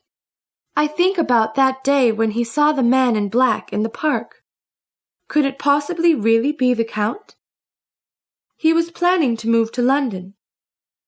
One day, I will ask Jonathan to talk with me very openly about it. For now, I must give him all of my love and be very understanding and patient. September 25th. The man who informed me by telegram of Lucy's death, Professor Van Helsing, came to visit me today. After Lucy's death, he collected all of her letters and read them all, including the ones from me. He wanted me to tell him more about the night that Lucy walked in her sleep to the edge of the sea. I gave him my diary and allowed him to read the part I had written about that terrible night. He immediately became very excited when he read it. Once he had finished, he could not stop thanking me for the information I had shared with him. I was quite embarrassed by his thanks, for it seemed too much just for letting him read my journal. He promised to help me in any way I may need in the future. When I heard this, I lost control of myself, and I began to cry. "My dear, what is upsetting you so much?" he asked. I took this opportunity to mention my husband's problems to him. He knew from my letters to Lucy that Jonathan had been ill. I hate to take up any of your time with my problems, but I don't know how to help my husband, and it upsets me so much. I would very much appreciate it if you would take a look at this paper I have typed. It is all from Jonathan's journal. Here you will find the source of mine and his troubles. I will do anything for a woman as good and kind as yourself. I'll read it tonight and come back to you tomorrow at lunchtime. Hopefully, I will be able to meet your husband then, too.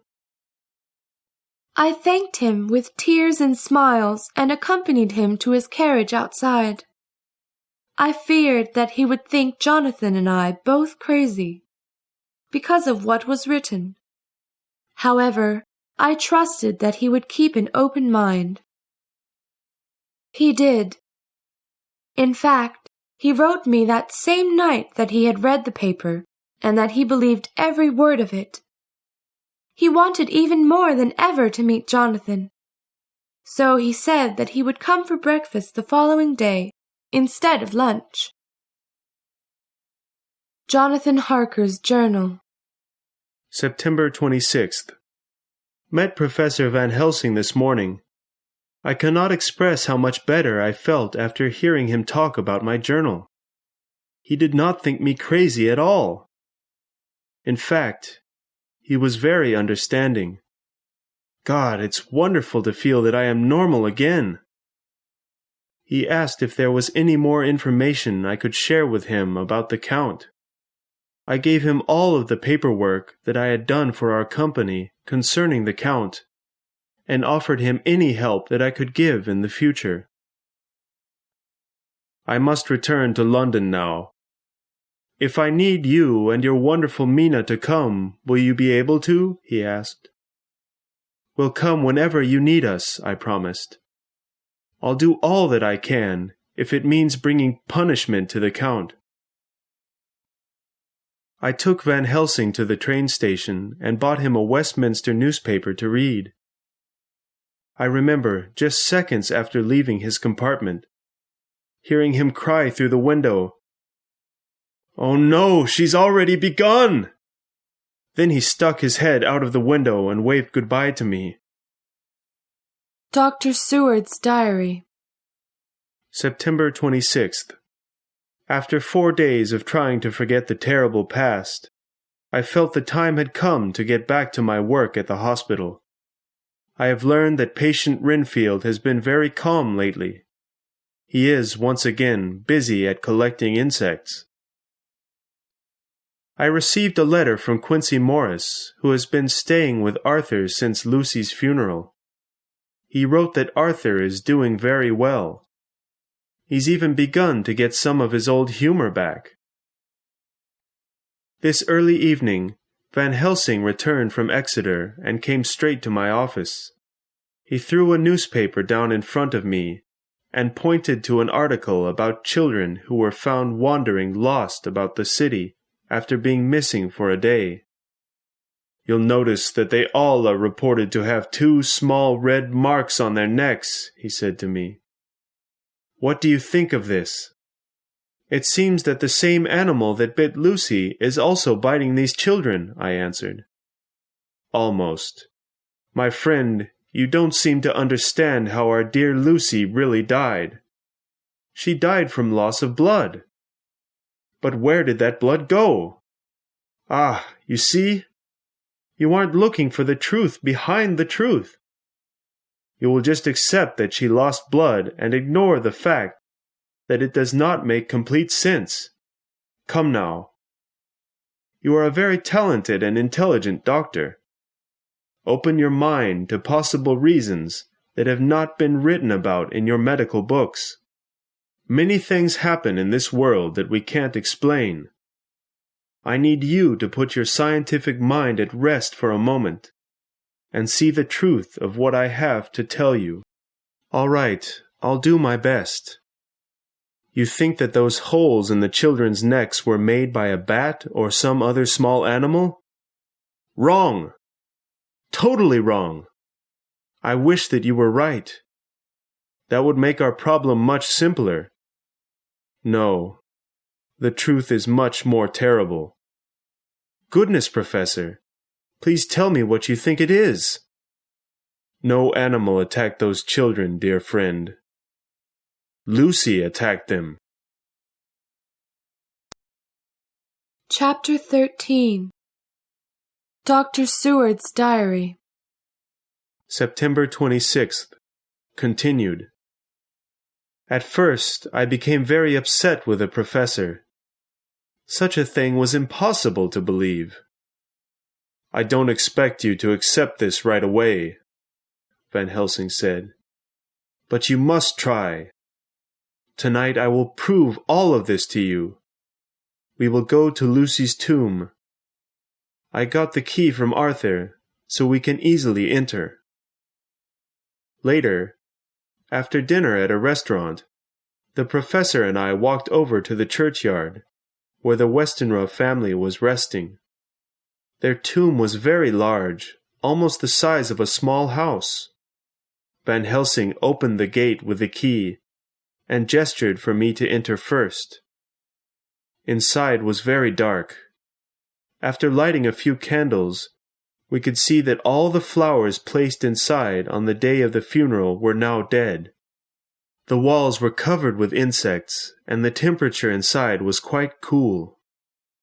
Immediately, Van Helsing searched for and quickly found Lucy's tomb. Opening his bag, he took out several tools and then went to work on opening her box.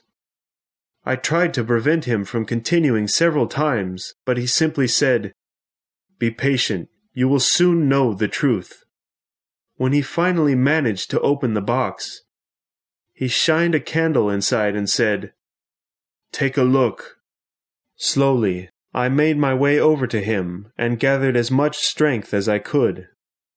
When I looked, I found that Lucy was not there. I was very surprised, but it did not prove anything to me, except that Lucy's body had been stolen. If you need more proof, then come with me outside, the professor said, closing the box back up and putting his tools away. I followed him out of the tomb, and he asked me to sit behind a tree, while he went to the other side of the churchyard and hid himself as well. We must have sat there for 3 hours. I was not at all happy about being there. I was cold and very tired. Then something white moved between some trees in front of me and then disappeared. I saw the professor run toward the same group of trees. The white figure soon reappeared, dropped something large onto the ground, and very quickly moved toward Lucy's tomb. I joined the professor in the trees and found him holding a small child in his arms. "Is he hurt?" I asked. We lit a candle and found that his neck was still untouched. "We frightened her before Lucy could bite the child," the professor said. "We don't know who that was. You can't say for certain that it was Lucy." We then carried the child into town and laid him gently on the ground and waited until a policeman found him. Now I sit in bed, very much needing sleep. Tomorrow the professor wants to visit the tomb once more, but in the daytime. September 27th. We returned at around 2 o'clock in the afternoon. Happily, no one was in the churchyard when we arrived. We re-entered Lucy's tomb, and the professor, once again, began work on opening her box. I did not like the idea of reopening the tomb. It seemed unnecessary, for she was clearly not there the night before. Why would she be there now? Finally, Van Helsing got the box open again, and we both had a look. There lay Lucy, possibly even more beautiful than when I last saw her. You see, she has returned, and you'll notice, after 1 week, her body is still as fresh as if she were living. That is because she is what we call undead. It is now my sad duty to kill her. Wait, I believe you now. But what do you mean by kill? I must remove her head, place garlic inside her mouth, and then hammer a sharp piece of wood through her heart. I said nothing, so confused and upset I was. The professor then suddenly changed the look on his face, from serious to thoughtful. No, I've decided to wait. We must bring Arthur here to see Lucy one last time. He must know the truth about her, or else he might suffer later on. He must understand, and so we must bring him here. Tomorrow, see to it that he comes. You needed to see before you could believe, and so will he. Let's go now. You can return to your hospital.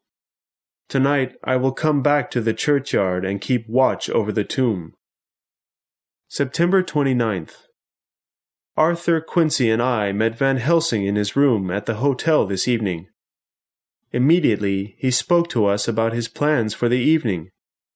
I asked that the 3 of you come with me to Lucy's tomb tonight. "Oh, please, not there. It's far too soon for me," said Arthur with a shaking voice. "What I'm about to tell you is going to be very difficult for you to accept. I ask that you listen patiently and trust my judgment." "Go ahead, sir," Quincy replied. "We must go to Lucy's tomb and open her box." "Absolutely not!" cried Arthur as he jumped up from his seat. "Please, I know this is hard for you, but let me finish. I fear for Lucy." "What do you mean? Do you think she was put in her tomb alive?" Arthur said. The poor man was a terrible mess. "Not at all. Well, not exactly. I believe that she is undead." "I can't believe what I'm hearing. This is a cruel joke you are playing, Professor. I would suggest that you stop it at once." It is not a joke, Arthur. Like all of you, I cared for Lucy very much. You must believe me when I tell you that this is the most difficult thing I have ever had to do in my life. The worst part of it is that I must ask you for permission to cut off her head.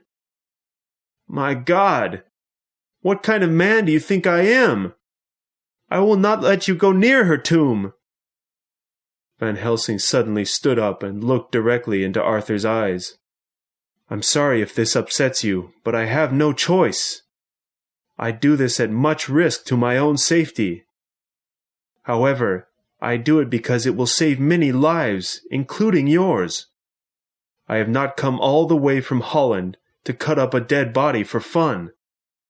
I have come because I must. If you come with me tonight, you will see how important this is. Van Helsing was shaking now. Arthur saw this and suddenly calmed. All right, Professor. I will go with you. Chapter 14. Dr. Seward's Diary. The four of us arrived at the tomb just before midnight. Again, Lucy's body was missing from her box. Arthur's face went terribly white. He said nothing. Dr. Seward and I came here 2 days ago and found her body missing. The following day we returned and she was, once again, inside this box. Ask the doctor if you don't believe me. It's true, I said. We then left the tomb and sat together hidden within the trees, waiting for the white figure to come. Again, hours went by, but then Van Helsing suddenly whispered, Here she comes! We all saw it. A woman in white, carrying a child in her arms, came running through the cemetery, toward the tomb. Let's go, said Van Helsing. We followed him out of the trees and to the door of the tomb. Soon we stood, blocking the woman's entrance. At that moment, the moonlight fell directly upon her face. It was indeed Lucy. Only now her sweet, gentle beauty was replaced by something else. Something without feeling or kindness. From her mouth dripped fresh blood. Seeing Arthur among us, Lucy dropped the child hard onto the ground and began to slowly approach us. My dear husband, she said in a sweet voice, let me hold you again. We don't have to be separated anymore. Come and be with me. Arthur began to move toward her, as if he were walking in his sleep. Van Helsing immediately ran between them and held up his cross toward Lucy. She turned and ran toward the tomb. Without opening the door, she somehow grew very thin as paper, and slid between the door and the wall, disappearing from sight. Arthur, will you allow me to do what needs to be done? Asked Van Helsing. Poor Arthur fell to his knees and, with his face in his hands, cried, Do what you must! I cannot do it now. We must return tomorrow afternoon. First, however, take this child somewhere where the police can easily find it. Arthur, I know this has been the worst night of your life. However, you must try to stay calm and trust that what we are doing is right. I'll see you all tomorrow. September 29th, nighttime. The four of us had to wait until the end of a funeral to enter Lucy's tomb today. Once inside, Van Helsing began to prepare for work. He brought out a long wooden stake and a long sharp knife from his bag. The thing inside of this box is not Lucy. This thing is undead. The undead are evil, and their only purpose in this world is to spread their evil. Once an undead kills a human, that human will also become undead. Lucy's spirit is not at rest. She is being forced to do things that she would not naturally do. Therefore, we must save her spirit and allow her to rest peacefully. It is my belief that the man who loved her most should be the one to kill her. Everyone turned toward Arthur. He gathered as much courage as he could, and then stepped forward to accept the wooden stake from Van Helsing. Now, when I begin to read these prayers, you must immediately strike this stake into the thing's heart. It will not die easily. It will scream and beg for you to let it live. But you must not pay any attention. You must continue to strike the stake deeper into its heart. Do you understand? Yes, Arthur answered. The professor took out his prayer book and began to read. Quincy and I, together, repeated his words. I saw Arthur place the sharp end of the stake over Lucy's heart and then, without any hesitation, strike the dull end with the hammer. The thing in the box let out a terrible scream, and its body shook wildly.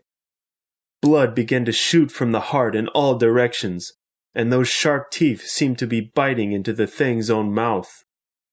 Soon, however, it was all over. We stopped our prayers and then looked inside the box. We were all very happy to see that all of the evil features had left Lucy. She now looked as she had while dying in her bed. She was at peace. Arthur began to cry. What he had done had taken a lot of his strength. I was very proud of him. "Good job, men," said Van Helsing. "Now, John, if you will help me to remove the head." When we finished our work, we left the tomb and began our walk back into town.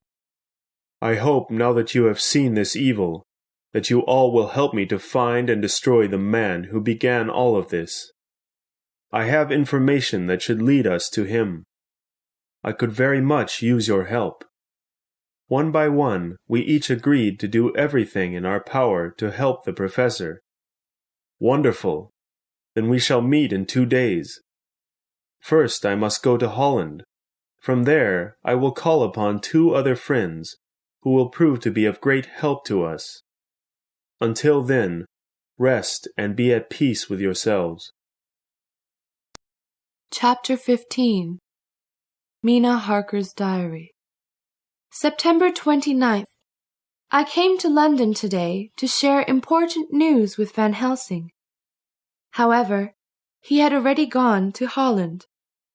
Instead, a man I know only from Lucy's letters, Dr. Seward, met me at the train station. I am currently staying at his hospital. In the doctor's office, I found Jonathan's diary resting on his desk. He had not yet read it, so I asked him to read it before we talked. He too wanted me to listen to his diary, which was recorded on a machine. So, for the next few hours, both of us listened to or read the other's most personal information. Learning about Lucy's horrible death was most upsetting for me. However, it also comforted me in the end, for I now know that she is resting in peace. When I returned to his office, he too was glad to have read Jonathan's journal and felt that he now knew much more about the terrible man we would be searching for. I decided then and there to type out his recorded diary for him, so that we could have all of our information on paper. Then we could gather our journals and put them in order. Hopefully all of this information will make our task easier. It is now quite late, and I have just finished typing everything up. I feel better now, having done this. I'm sure Professor Van Helsing will appreciate it when he comes. Tomorrow, my Jonathan will come here from Whitby, where he is gathering the papers concerning the Count's arrival to England. I miss him so much. Dr. Seward's Diary. September 30th. Today I met Jonathan Harker at the train station. A very fine fellow indeed. He and his wife Mina immediately began work on putting all of our journals, letters, and telegrams in order, along with several related newspaper articles. After reading my diary and looking over his documents from Whitby, Jonathan concluded that the Count's home was actually the house next to mine. God! How foolish I felt not to have guessed it on my own. I must watch patient Renfield even more closely now. His behavior seems somehow related to the closeness of the Count to the house. Tonight he is quite calm. However, I don't trust that he will remain calm. Mina Harker's Journal. September 30th. Arthur Godalming and Quincy Morris came to the hospital today. I had to greet them alone, because Jonathan and Dr. Seward were away. It was a sad meeting. Arthur ended up crying a great deal on my shoulder. I told him that he and I were connected by our closeness to Lucy, and that he could think of me as a sister. I could see that he had had no one to talk with openly about his sadness. I was the first. So his tears came freely, and so did mine. Afterward, he was very thankful to me, and promised to be like a brother to me for as long as he lived. Chapter 16. Dr. Seward's Diary. September 30th. Upon coming back home today, I found Arthur and Quincy had arrived and already read the papers the Harkers had put together. Mina then surprised me with a request to talk with patient Renfield. I decided to allow this and took her down to his room. Being careful not to let her get too close to him, I stood in between the patient and his visitor, in case he got any sudden violent ideas. "Are you the woman Dr. Seward wished to make his wife?" he asked Mina. "Silly me. That's impossible, for she is dead." "I'm just a friend," she answered. "How did you know?" I began to ask him, but he interrupted me. "Shut up! I'm not talking to you," he shouted. Then turning his face back toward Mina, he spoke more softly. "We all love the doctor very much. He allows me to continue my experiments with insects, which I appreciate very much. You see, I believe that by eating living things, I can live longer. Just ask the doctor. One time, I even tried to eat him." Mina remained very calm and friendly.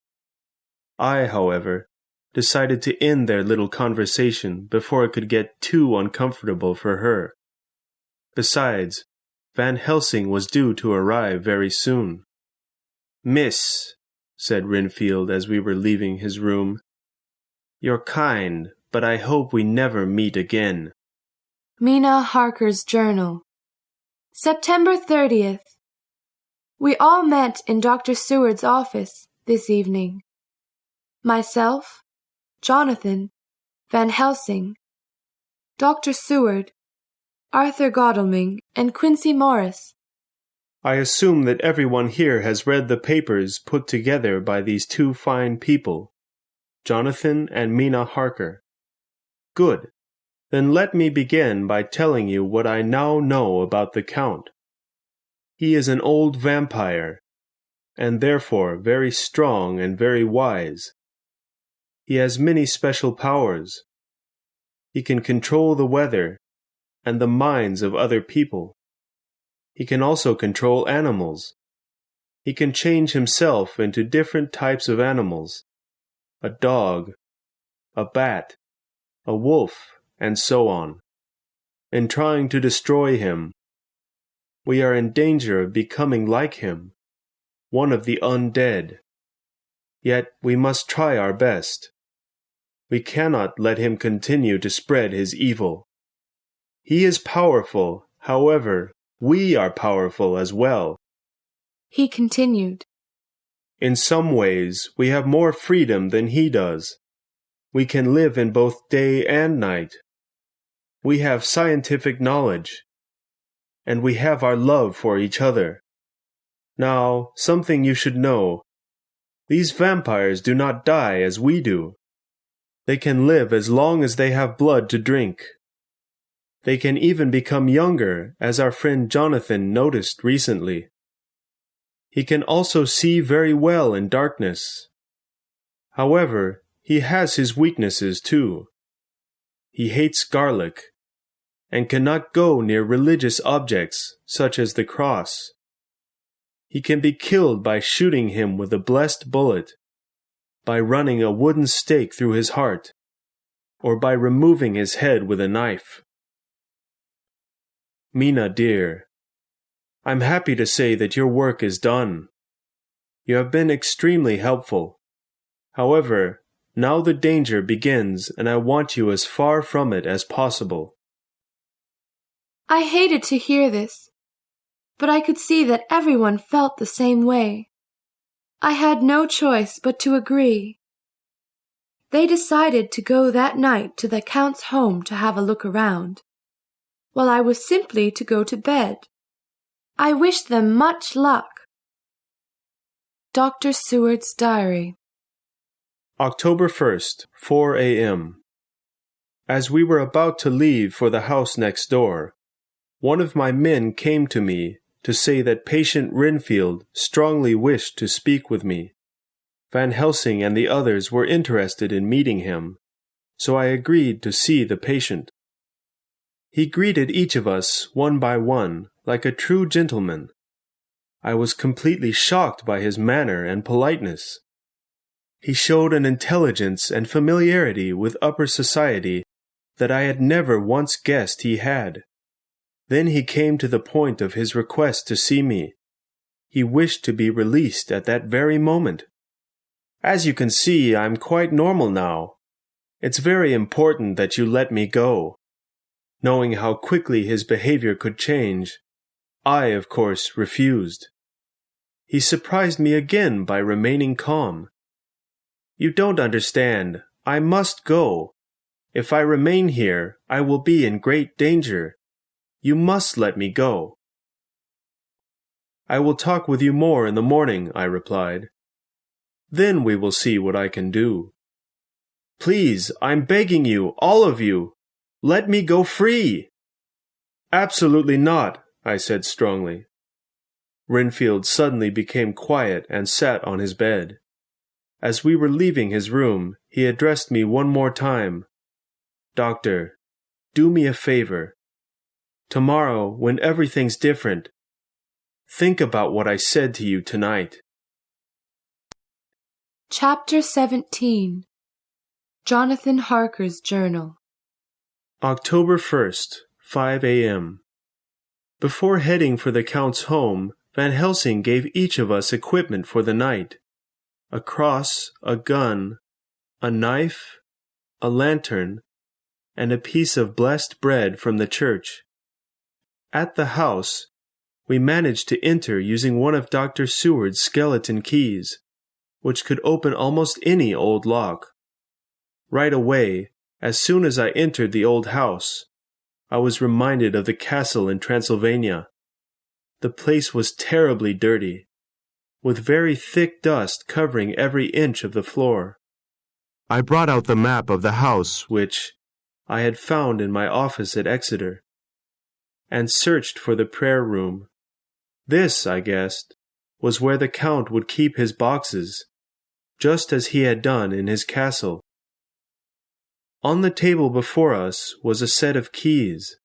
Van Helsing picked them up and put them in his pocket for future use. Using the map, we found our way, after walking down several long and dark hallways, to what we believed was the door of the prayer room. Van Helsing brought out the keys and tried several before we suddenly heard the lock turn. Inside laid the boxes, just as I had thought. We could see almost immediately that not all 50 of them were there. In all, there were only 29. That meant that 21 of them were spread somewhere around the city, or possibly even further. Well, began Van Helsing, we have found what we came for, and without a single difficulty. That's very encouraging, isn't it? However, we ought to learn more about the other boxes before we do anything to these. Let's go now. There will be many more opportunities for danger in the next few nights. Upon returning to my bedroom, I found Mina sleeping deeply. Her skin seems whiter than usual. She is probably just upset about the danger I was facing tonight. I think it would be best not to tell her anything that we discover regarding the Count. From today, I shall keep such things from her until our dealings with that man are finished. Dr. Seward's Diary. October 1st. This morning, when I was just finishing with work in my office, Van Helsing entered. He had just been to visit patient Renfield, and informed me that the man seemed quite different from the night before. It seems that when the professor entered his room, the patient behaved extremely rude toward him. "You're nothing but an old fool," he said to Van Helsing, and then refused to speak any further. The professor has now gone up to see the Harkers. Quincy and Arthur are out in the city searching for the Count's missing boxes. We are all gathering together tonight to plan the next step. Mina Harker's Journal. October 1st. I woke up quite late today. It was not until noon that I felt strong enough to climb out of bed. My sweet husband was there next to me. However, he would not tell me a word about what happened last night. I hardly remember falling asleep. I do recall hearing dogs crying outside, and that poor man Renfield praying very loudly in his room. Then his voice just suddenly stopped after a while, and I could hear the sound of men trying to hold him down. It was very upsetting for me. After that, I began to feel tired. I remember seeing a light fog coming into the room through the window, which was very strange, for I remembered having closed the window before getting into bed. I thought of getting up again to close it, but I felt that I had no strength suddenly. As I lay there, the fog grew thicker. The last thing I can recall was seeing something like 2 red eyes and a horrible white face coming toward me from out of the fog. It was truly a terrible dream. Chapter 18. Jonathan Harker's Journal. October 2nd. Last evening I met with Mr. Joseph Smollett at his home. He is the owner of the moving company that has been responsible for the Count's boxes. A very nice fellow. He informed me that he had taken 6 boxes to 197 Chickson Street, and another 6 to Jamaica Lane, Bermondsey. I realized then that the Count was planning to make many homes for himself all over London.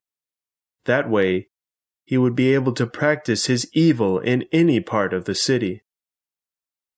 Mr. Smollett suggested that I talk with his partner, Sam Bloxam. He felt that he might know more about the boxes, for he was directly involved in their transport. At the time, he did not know Mr. Bloxam's address, so today he sent me a letter telling me where I could find him. As soon as I got the letter, I jumped out of bed.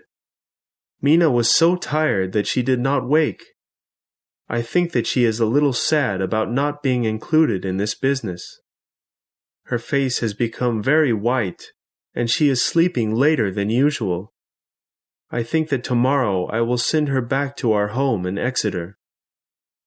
After quite a bit of searching, I finally found Mr. Bloxam at the address given to me. From him, I learned that the Count has a home in the area of Piccadilly. I took 9 boxes there. I remember it well, for those boxes were terribly heavy. I struggled getting them onto the wagon to take them there, and I wasn't looking forward to having to unload them. Luckily, an old fellow met me there and helped me to put the boxes in the house. That guy was very strong, especially for an old man. He picked up its end of the box as though it were nothing more than a piece of writing paper. I paid Mr. Bloxam for the information he had given me, and then immediately left to find the house. It was quite easy to locate, for it seemed to be the oldest in the area and the least maintained. By asking around, I was able to find the real estate company that had recently sold it to the Count. They were called Mitchell, Sons and Candy. Unfortunately, they did not want to share any personal information about the owner of the homes in Piccadilly. Knowing how well respected Arthur Godalming is in London, I, therefore, informed the office worker that the information was not for myself, but for Lord Godalming. Immediately, the office worker changed his attitude and promised to provide my friend with a letter containing all of the information he wanted. I thanked him and asked that he be sure to send the letter today. Dr. Seward's Diary. October 1st. I visited patient Renfield this morning. He was quite different from the last time I had met with him. He spoke to me as if I were a complete fool. When I asked him how he was doing, he replied, "Just fine. I have no more need for insects. I haven't any need for many things any longer. Not even a soul. I am living, and that is all that I want now, to live." Later that same day, he asked the guards to call me back to his room. Not having a lot to do, I agreed to come. Upon seeing me, he, again, started to talk about souls and how he wanted nothing to do with them. Life was what he wanted, but not the life of an insect or cat. Human life, he said. You want human life, and yet you don't want a soul. How is this possible? I asked. He seemed very confused by my question. I decided to give him another problem to think about. You have eaten many living things. All of their souls are now a part of you. How does that make you feel? Do you think that's true? Are all of those souls inside of me now? Will I have to live with them for the rest of my life? I don't want their souls. He seemed truly upset by this idea. I don't even want their meat anymore. I can only eat them. I can't drink.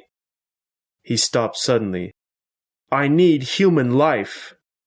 He then said with a different, more serious look on his face. Suddenly, his meaning became clear to me. He had no use for his insects any longer, because he now desired. My goodness! He has been in contact with the Count again. Immediately, I informed Van Helsing of my discovery. We decided to observe patient Renfield very carefully this evening. Letter to Arthur Godalming from Mitchell, Sons and Candy. October 1st. Dear Lord Godalming, about the new owner of 347 Piccadilly, we know very little, except that he is a foreigner named Count de Ville. We are sorry that we haven't any more information to share with you. Sincerely, Mitchell, Sons and Candy. Dr. Seward's Journal. October 2nd. Unfortunately, the guard I had watching Renfield last night fell asleep while working. He only remembers hearing the patient praying rather loudly at one point. He could tell me nothing more. I checked on the patient myself and found him sleeping deeply. Let's hope that nothing happened. Today, Harker is continuing his investigation of the Count's ownership of London houses, and Professor Van Helsing has been reading the Harker's journal very closely. He has also been researching ancient medicines for fighting evil, Later that night, I had just heard a scream from the patient's hallway. One of the guards has informed me that patient Renfield has been hurt. He was found lying face down on the floor, with blood all over his body. I must go now to see what happened. October 3rd.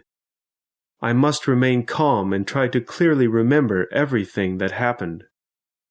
Indeed, patient Renfield was terribly hurt. His face looked like it had been beaten very hard against the floor of his room. His back was also broken. The blood that covered him was from a bad head injury. Quickly, I had Van Helsing brought to the room to see if he could help the patient. Upon seeing Renfield, the professor looked at me and asked that I send away the guard. He then immediately began to work on saving the poor fellow's life. After a while, Lord Godalming and Quincy appeared at the door, for they had heard the guards talking outside their door. They came in and watched as Van Helsing worked on the patient. We had very little hope of saving the man. I thought for certain he would never again wake up. However, Van Helsing managed to keep death away for a while. Renfield eventually woke up. His eyes were full of fear at first, but then he suddenly calmed. He was terribly weak. "He came to me," he said. "I didn't want to invite him in, but he gathered so many animals for me to eat, I could not control myself. He entered my room, but right away he knew that I was angry with him. He knew that I was angry because he has been drinking the blood of Miss Harker. I knew it because she visited me earlier today. Her skin was much whiter than usual. It was obvious that she was losing blood. I tried to fight him so that he could no longer hurt her, but his eyes somehow weakened me. Before I knew what was happening, I found that he had taken hold of me and raised me high into the air. Then he threw me hard upon the ground, and I can only remember the sound of my own bones breaking. Van Helsing called the guards to watch over the patient, and then asked me and our 2 other friends to come with him. "Gather all of the weapons I gave you the other night. We can no longer wait. We must go after the Count tonight. Come, first we must see poor Mina."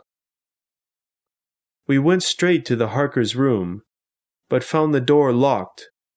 The 4 of us then, together, forced the door open. What we then saw inside, I will never forget in my life. Jonathan was lying in bed in some kind of unnatural sleep. His chest was rising and falling very quickly as if he were running. Mina, on the other hand, was sitting on her knees at the end of the bed. Her white sleeping clothes were bloody. Next to her stood a tall, thin man in black clothing. He had his hand around the back of Mina's neck, and he was forcing her face to his chest, where there was a freshly bleeding wound. He was making Mina drink the blood that dripped from this wound. Upon hearing our entrance, the man in black quickly turned his face toward us. His eyes were red with anger, and his long white teeth made a clicking sound as he opened and closed his mouth. He then threw poor Mina onto the bed like a small doll and came toward us. Van Helsing, however, was ready and held up his cross. The man immediately began to back away, and then suddenly changed himself into a cloud of smoke, and then left the room from the window. Mina suddenly let out a terrible scream and covered her face with her hands. It was as if she had just awakened from a horrible dream. She would not let anyone touch her. Jonathan still lay on the bed, unaware of what was happening. I took a wet cloth and gently let the water drip onto his face in order to awaken him. Soon his eyes opened, and he quickly sat up with a look of fear on his face. "What just happened? You must tell me." He then looked over at his wife, and, seeing the blood on her clothes, cried, "My God, no! Not my dear Mina! Don't let this happen to my dear Mina!" He then took his wife into his arms and held her closely to him. "No, Jonathan," she cried. "Don't come near me. I have an evil inside of me now. I don't want to hurt you." Jonathan would not let her go. He held her even more tightly and began to gently run his fingers through her hair.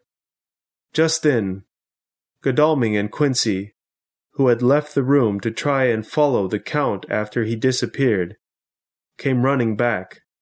Godalming was the first to speak. "Renfield's dead, and your office, dear friend," he said to me, "has been completely destroyed by fire. I saw a bat fly out of Renfield's window and head east," Quincy then added. "I don't think we'll find the Count next door today. He's gone to one of his other homes. The sun's just getting ready to rise now, so there's no fear of him returning tonight." "Mina, dear," Van Helsing began, "I'm sorry to have to ask this of you, but I need for you to tell me exactly what happened tonight.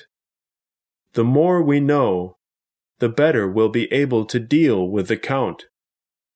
Mina began to cry again for a moment, and her husband held her even more tightly to try and comfort her. Soon, however, she calmed and began to speak. "I remember waking up from a deep sleep and finding my husband lying next to me. I then saw a cloud of smoke pouring into the room from the window. I began to feel afraid and tried to wake Jonathan up, but something was keeping him asleep. Soon the smoke disappeared, and next to me stood a tall, thin man. I recognized his face from the day that Jonathan saw him in the town square. Oh, that face! I wanted to scream, but he quickly placed his finger over my lips and said, "If you resist me, I will make you watch as I kill your husband." I felt completely helpless. He took hold of me and pulled me violently off the bed. Then, with his long fingernail, he cut open a part of his chest and began to bleed. With his powerful hands, he forced my lips to his wound and made me drink the blood. My God! Why has this happened to me? Mina buried her face in her husband's chest and began to cry again. Outside, the sky had brightened. In the morning light, I could see on Jonathan's face a look of deep sadness and anger. Chapter 19. Jonathan Harker's Journal. October 3rd. I cannot express how terrible a time this is for both Mina and myself. If we make it through this, I feel that nothing in the world will ever be able to harm us again. But will we make it? I fear we may not. All of us have agreed that Mina is no longer to be alone, and that all information will be shared with her from now on. She agreed with this as well. Professor Van Helsing asked her if she was afraid. Her answer was, no. I've decided that I will kill myself if ever an idea to harm any of you comes into my mind, she said. No, Mina, Van Helsing replied. You are brave to say this, but you mustn't die. Death would only turn you into the same kind of thing as the Count. You must keep away from death. You must. He then addressed the rest of us in the room. "You may not realize it, but we are much more powerful now than we were before. We know which houses the Count owns. We know where he is. My guess is that he lies at the Piccadilly home, for it is rather far from here, but centrally located in the town. We also have the power now, thanks to my research, to break the magic that protects him in these homes. What we now have to think about is how to get into the homes. We cannot break in like thieves. The police will surely come and arrest us. No, we must go to the home at around 10 o'clock in the morning. Then no one will feel that we are acting strangely. We can hire a blacksmith and simply tell him that we have been locked out of our home. After all, we are respectable men in society. No one would ever think that we had a bad purpose. Our plan for the day was to first go to the house next door and destroy all of the boxes inside. After that, all of us, except for Godalming and Quincy, would go to Piccadilly. Mina, meanwhile, would wait for us here at the hospital. I did not want to leave her alone, but she convinced me that I could help her more by going with the others. Before leaving, Van Helsing arranged garlic in Mina's room to protect her in case we did not return before the sunset. He also took out a piece of bread used in church ceremonies and placed it on her forehead. However, as soon as it touched her skin, it began to burn into her. Mina screamed and the professor quickly took away the bread. My poor darling then fell to the floor crying, "Oh, even God will not accept me as I now am. I must wear this shameful mark on my head for the rest of my life." "No, you will not," yelled Van Helsing. "We will do everything in our power to see that this evil is removed from the earth forever. Have faith in us, dear Mina. Now let's pray together before going." We all sat in a circle, placed our hands together, and prayed to God for help in our difficult task. We also promised one another that we would never give up the fight until it was truly finished. Then came the time to go. At Carfax, nothing at all was changed from our previous visit. Immediately, we got to work opening all of the boxes in the prayer area. They were all full of dirt, which vampires must have in order to rest during the day. From his bag, the professor took some holy bread he had borrowed from a local church and placed one inside each box. This made the boxes completely useless to vampires, for holy items can destroy them. Then it was time to move on to the other houses. At Piccadilly, the professor, Dr. Seward, and I waited in a park across from the house, while Godalming and Quincy got a locksmith to open the front door. As we sat in the park smoking, I became increasingly nervous. Time began to move very slowly, and the house seemed to stand silently waiting for us. When our friends finally returned with the locksmith, it took them no time at all to open the door. In the end, not a single person on the street paid any attention to them or thought their behavior strange. As soon as the locksmith was gone, the rest of us joined Godalming and Quincy in the house. To our surprise, there were only 8 boxes instead of the 9 that we had expected. Quickly, we placed the holy bread inside each of them, and then began to look around for the missing box. Unfortunately, it was nowhere to be found. Wasting no time, Godalming and Quincy, taking a set of keys with them that were lying on a table in the dining room, went off to the Count's other 2 homes to deal with the other boxes. The rest of us remained at Piccadilly to wait for the return of either our 2 friends or possibly the Count. Chapter 20. Dr. Seward's Diary. October 3rd. Poor Jonathan Harker. These are such difficult times for him. The professor and I both did our best to keep him from thinking too much about the situation while we waited for our friends to come back.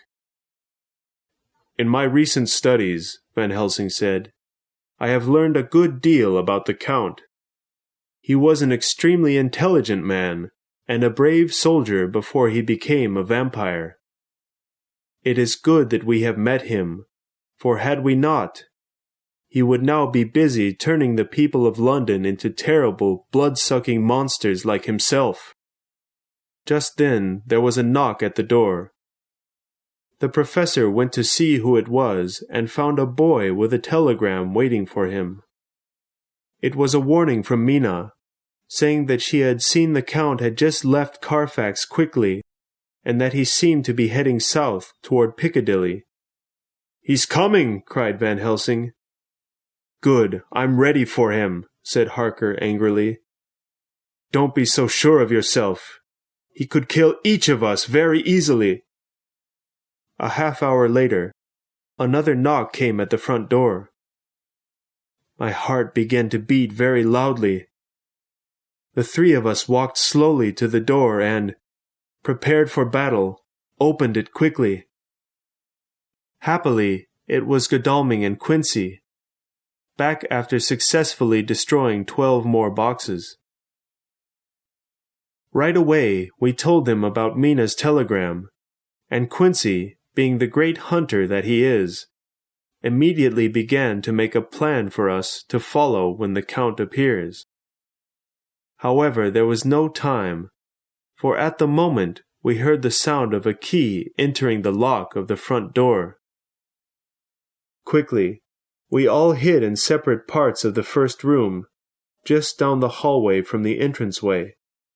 Slow, careful footsteps could soon be heard. The Count knew we were inside.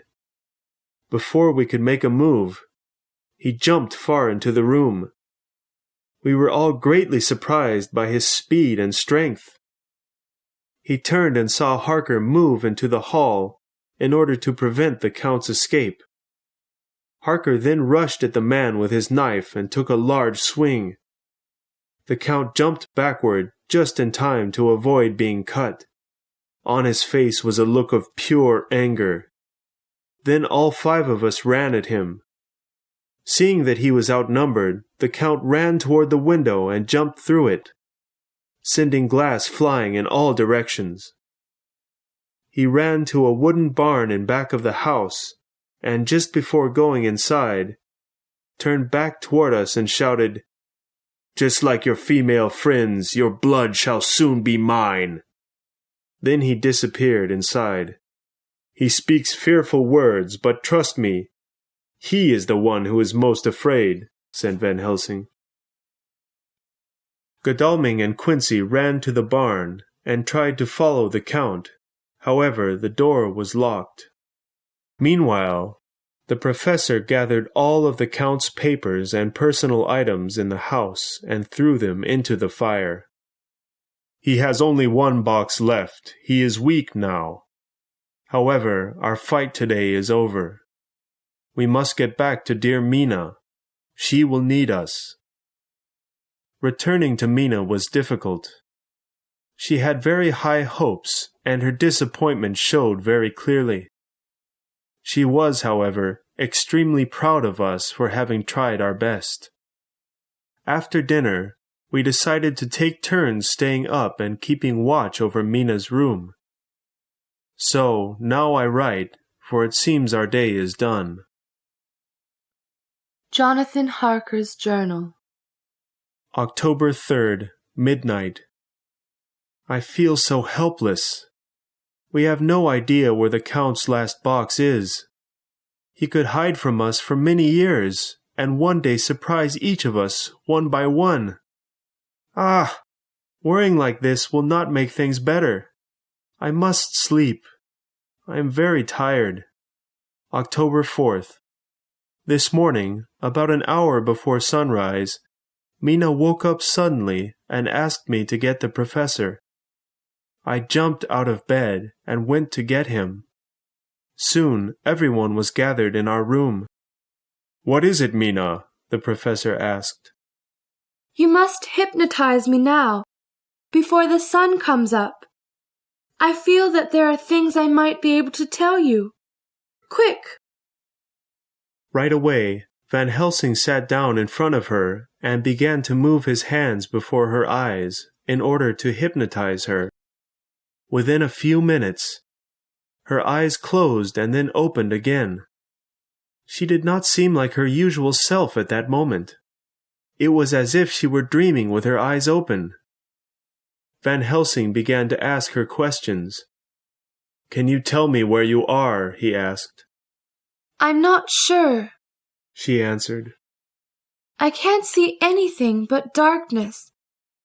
However, there is the sound of water nearby. "Are you on a boat? Yes, I am.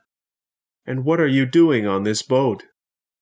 I'm lying very quietly in the darkness. Very quietly. Then a ray of light suddenly passed through the window and announced the coming of day. Mina's eyes closed and then opened again. She was now awake. "Thank you, dear Mina. You have once again proven to be a very big help. It seems that our Count is now running away. He's gathered his one remaining box and placed it on a boat. hoping to leave Britain. However, we will go after him." Mina Harker's Journal. October 5th. Meeting Notes. The 6 of us met this evening to discuss what we had each discovered after the day's search about town. The professor reported having found the name of the ship the Count left on. It is called the Tsarina Catherine, and it is heading for Varna, the same place the Count originally sailed from. We now know that he is clearly heading back to his castle in Transylvania. Once the boat arrives, a man named Ristix is to pick up the box and deliver it to the castle. Sadly, the 5 men will leave me and travel by land to meet the Count's ship in Varna. The ship will sail slowly, so there will be plenty of time for them to get there. When I asked if it was necessary for them to kill the Count, the professor grew very serious and said, "Absolutely. If he is not destroyed, all the world will one day suffer, and you too, dear Mina. I'm sorry to say, but you too will suffer for all time, if we cannot stop him. You have been bitten, and so you will become like him after your death. However, you need not worry, for we will do everything in our power to stop him. We are in a very good position to attack him. He, the hunter, has now become the hunted." Dr. Seward's Diary. October 5th. Today, after breakfast, I talked with Van Helsing about something that has been bothering me lately. I have noticed something different about Mrs. Harker. She's begun to talk less. Often she will just sit and listen to us speak. Hearing this, he simply nodded his head and then told me something that saddened him very much. "My dear friend, Mina is slowly turning into a vampire. Her skin is becoming whiter, and her teeth are getting longer. It is very possible that those silent moments you have observed are moments when the Count has hypnotized her. Just as we can find him through Mina's thoughts, so can he also know what we are doing. Therefore, from now on, we must no longer tell Mina what we know." A little while later, we all met to make our final plans about how to deal with the Count. Luckily, Mina had decided on her own to allow us to meet without her. In the meeting, we decided to leave after 2 days. and, because of the dangerous countryside, we would take guns. The professor suggested that Mr. Harker remain with his wife, instead of coming with us. Mr. Harker said that he would talk with her first, and then let us know his decision in the morning. Jonathan Harker's Journal. October 5th. This evening I found Mina resting in our bed. However, as soon as I sat down next to her, she opened her eyes and spoke to me. My love, you must make a promise to me that you will never tell me about the plans you and the others make together. As long as I have this scar on my forehead, you must keep these things from me. Do you understand? I promised not to tell her, and this made her very happy. She then asked to speak with the professor.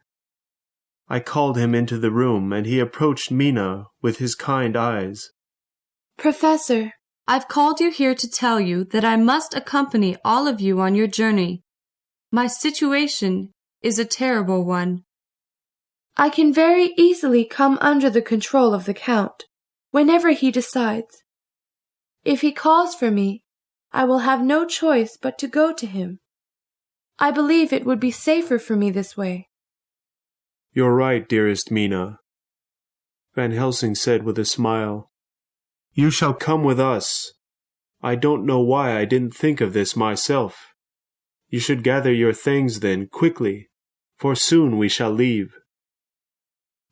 May God have pity on all of us and allow us to, one day, return to our homeland. Chapter 21. Dr. Seward's Diary. October 12th. We are currently on a train to Varna. I am writing now at the request of Jonathan Harker, who, being so upset, cannot write himself. Yesterday, before leaving for our journey, Mina called us all together. Tomorrow we will leave, so I must ask you all a favor before beginning our trip. Death is very near me now. My body is changing, and soon there will be nothing left of the real Mina. When this happens, I want you all to promise to take my life. The room was silent for a moment, and then Quincy came to her and, taking her hand in his, promised to do as she asked. Then everyone else, one by one, did the same. Her husband, however, could hardly speak. Dearest Jonathan, it is you who should really be the one to free me after my death, just as Godalming did for poor Lucy. Tears then came into Harker's face as he began to nod his head in agreement. Husband and wife then held each other for a time, and I noticed a happy change in Mina after that. She seemed comforted by our promise. Jonathan Harker's Journal. October 15th. Varna. We have arrived after a long 4 days' journey. Mina seems healthy and strong, which pleases me a great deal. The professor has now begun to hypnotize her every day at both sunrise and sunset. For these times of day seem to be when the Count has the least power over her. According to her answers, the Count is still at sea.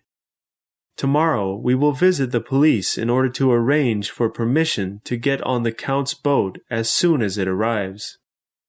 Our only worry is that the boat may come at night, which would make our task much more dangerous.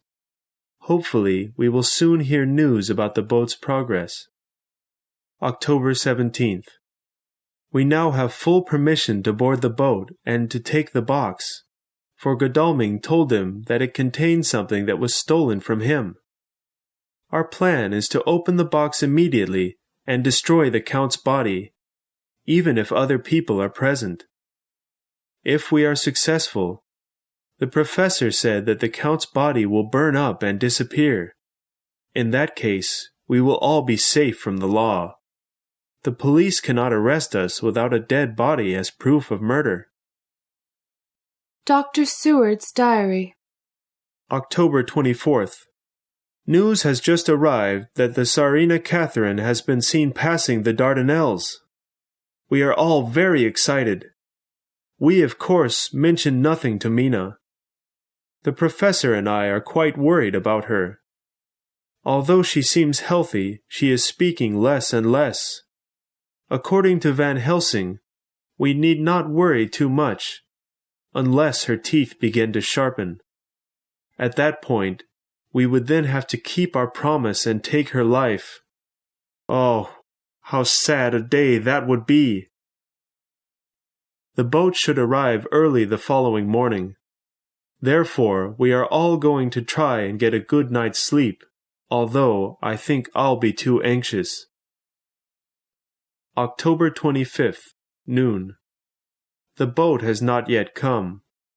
We all wait very eagerly. Mina has been even quieter than usual today. Under hypnosis, she still says the same thing. The sound of water and the creaking boards of a ship. He's out there somewhere. October 27th. Still, the boat has not come. Van Helsing is terribly nervous now.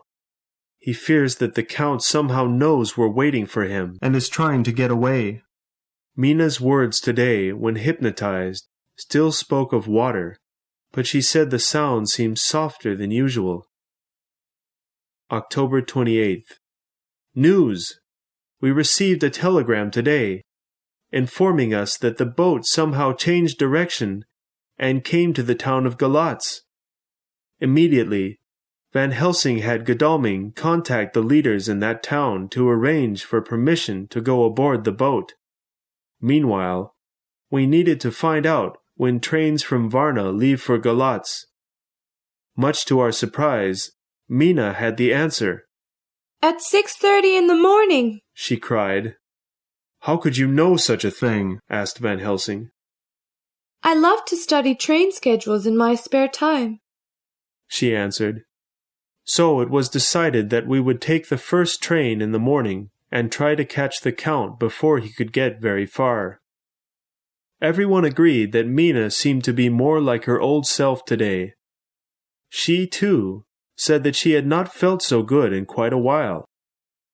I was not quite sure what to think, really. Later on, Van Helsing and I read through Jonathan Harker's old journal, paying specific attention to the time when he was staying at the Count's home.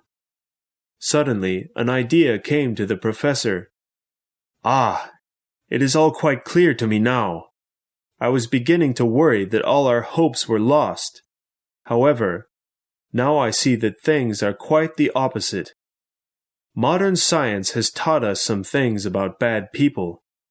They have weaker brains than others, and this makes them repeat their behavior again and again, like a bad habit they cannot control. Our Count has quite a long history. In the past, as he was leading armies into foreign countries, when he failed, he would leave his soldiers to die and then return alone to his homeland of Transylvania, to rest and plan another attack in the future. The same is true now. After many years, he finally managed to come to Britain. He again failed, however, and now he has run back home, and it seems that in an attempt to hide better from us, he releases some of his control over poor Mina. What he doesn't realize, however, is that we can still see him at sunrise and sunset when I hypnotize her. He believes that he is completely hidden. This, of course, makes us much stronger than before. We will find him, and quite soon. Chapter 22. Dr. Seward's Diary. October 29th. We are now all aboard the train to Galatz. We will arrive in the morning. This sunset, Van Helsing once again put Mina under hypnosis. For some reason, it was much more difficult than before. She reported hearing water, but it was rushing water this time. There was also the sound of men speaking a foreign language, and wolves crying in the distance.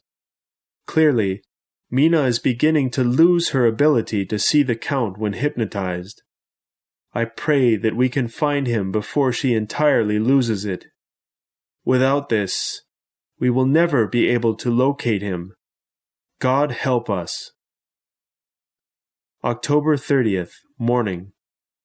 The train is quickly approaching Galatz. At sunrise, the professor again, with much effort, helped Mina to find the Count in her mind. This time, she heard water, as if the Count were floating in it.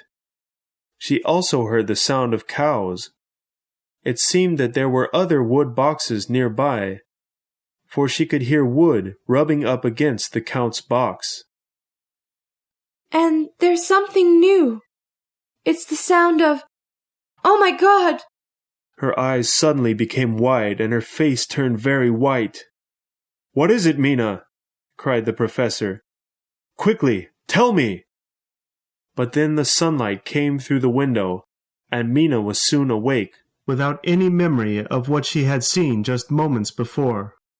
"We are just now arriving at the station in Galatz." Jonathan Harker's Journal. October 30th. Today, a few of us managed to find out from the boat's captain the name of the man who picked up the Count's box in Galatz. He was Mr. Hildesheim. It was no trouble then to find this man's office in town. He greeted us in a friendly way and explained that he had received a letter from London a few weeks before.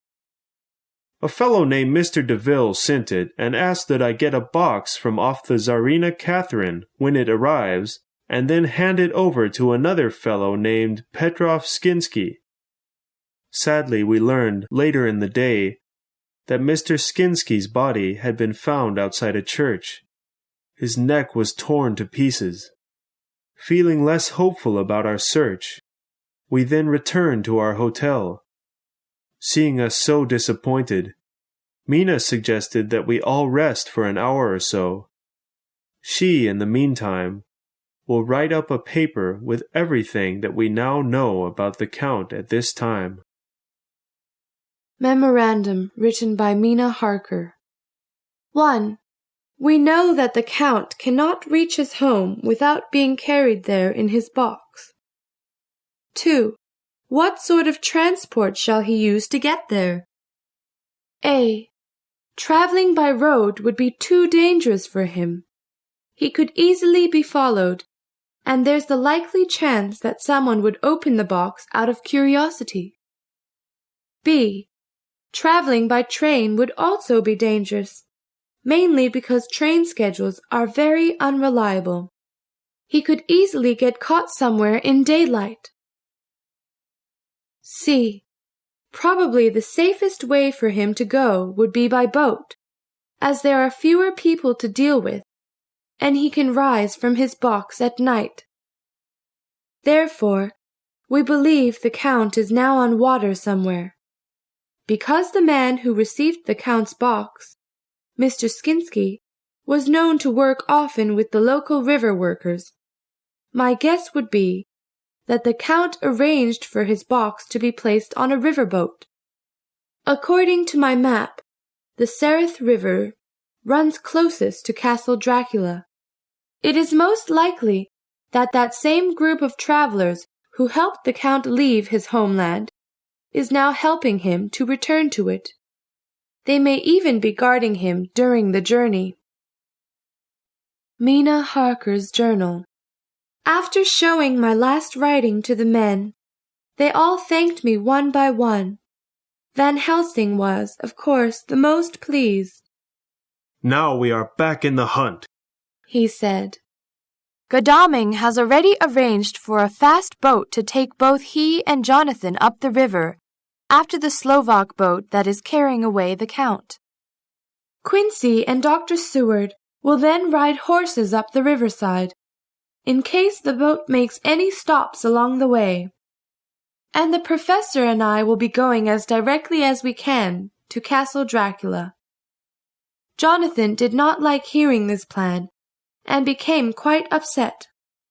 How can you even think of taking Mina to such a terrible place? That is the center of all evil in the world. Have we any choice, my friend? Asked Van Helsing. Not one of us must be alone until the vampire is destroyed. We must now separate in order to make sure the Count cannot get away again. The strongest men should go after him directly. Mina and I are probably going to the safest place, compared with you men. In the end, Jonathan accepted the professor's advice, but with a very sad heart. Therefore, tomorrow, the professor and I will take a train to Veresti, and there we will purchase a carriage of our own, and then drive ourselves to the castle. Oh, how frightened I am! This may be my last moment with Jonathan forever. I must be strong. Jonathan Harker's Journal. November 2nd, morning. After 3 days of speeding upriver, we have stopped many boats, but found no boxes on board. One boat of people told us they had seen a larger boat moving faster than others a day or two before. The cold is starting to make me tired.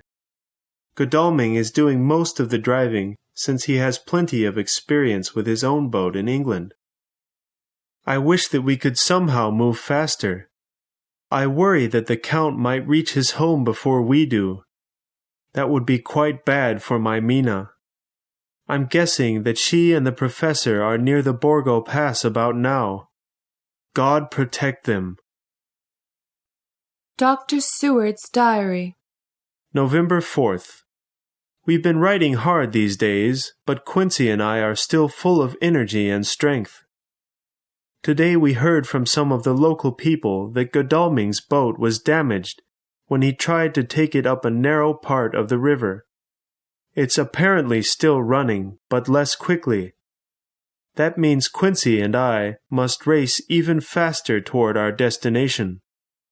Mina and the professor cannot fight the vampire on their own. Chapter 23. Memorandum by Abraham Van Helsing. November 4th. I am writing this now for my good friend John Seward in case I never return from this journey. Yesterday morning we arrived at Borgo Pass. It's terribly cold here, and we're riding higher and higher into the mountains. The lowland was very green and beautiful. Up here, however, it is mostly rock. Everything looks dead. Yesterday, before the sun rose, I barely managed to hypnotize Mina.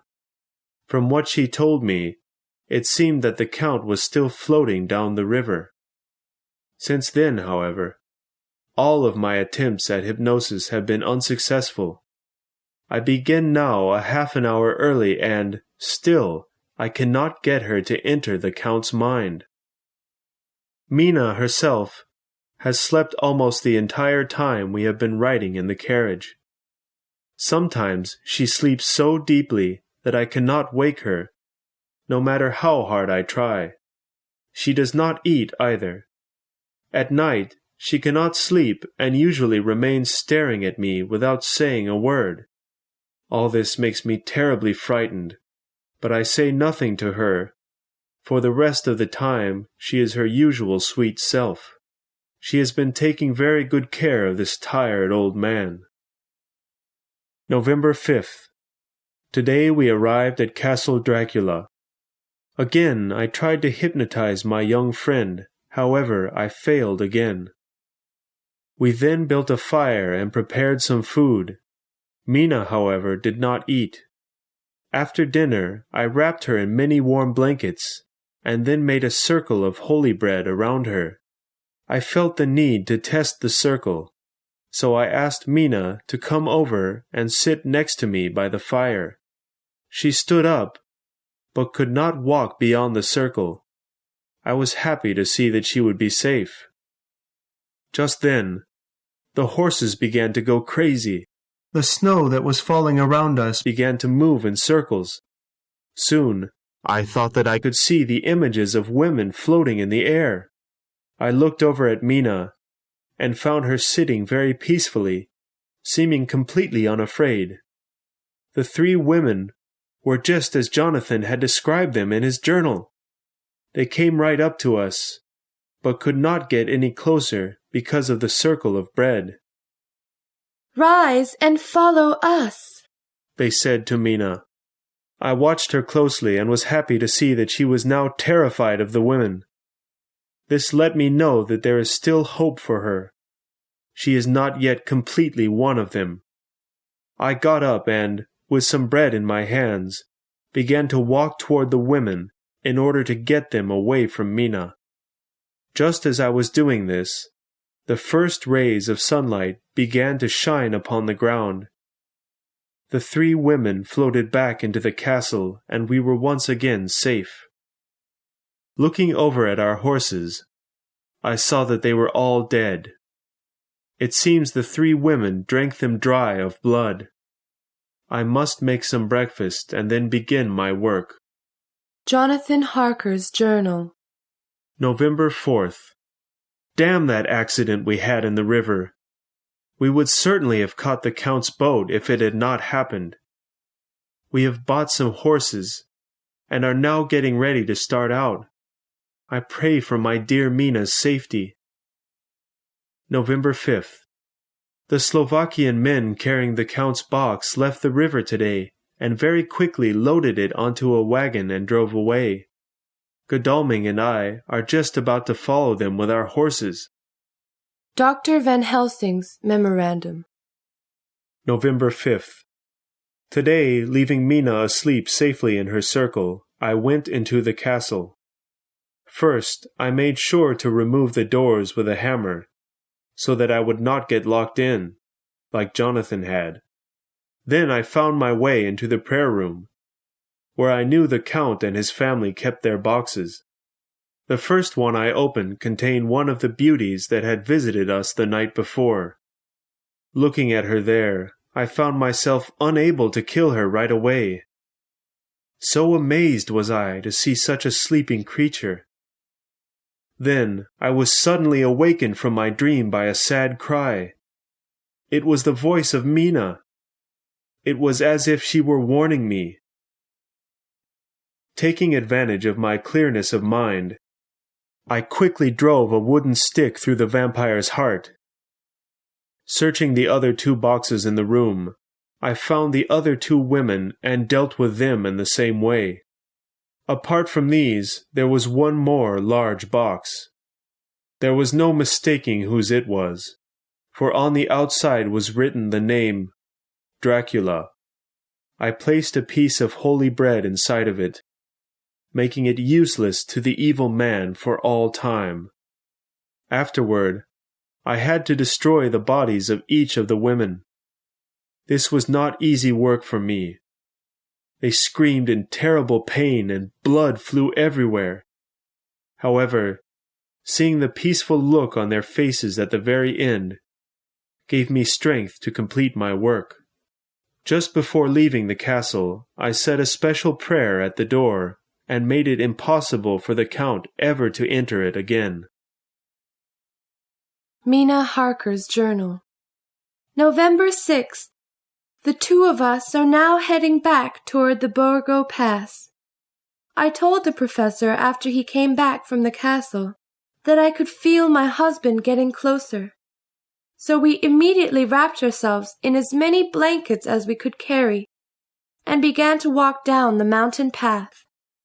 We did not get very far before I needed to stop and rest. The professor found a perfect little hiding area for us between several large rocks. As I was resting, he climbed on top of the rocks and looked towards the river. Mina, I see some riders coming on horseback. They've got a wagon with them. At once my heart jumped into my throat. The professor made another circle around me, and then got out his gun in case there was trouble. Once back on top of the rock, he looked again and saw 2 more men following the riders on horses as well. I think I see 2 of our friends, but I don't know whom yet," he yelled. I could feel that neither rider was my husband.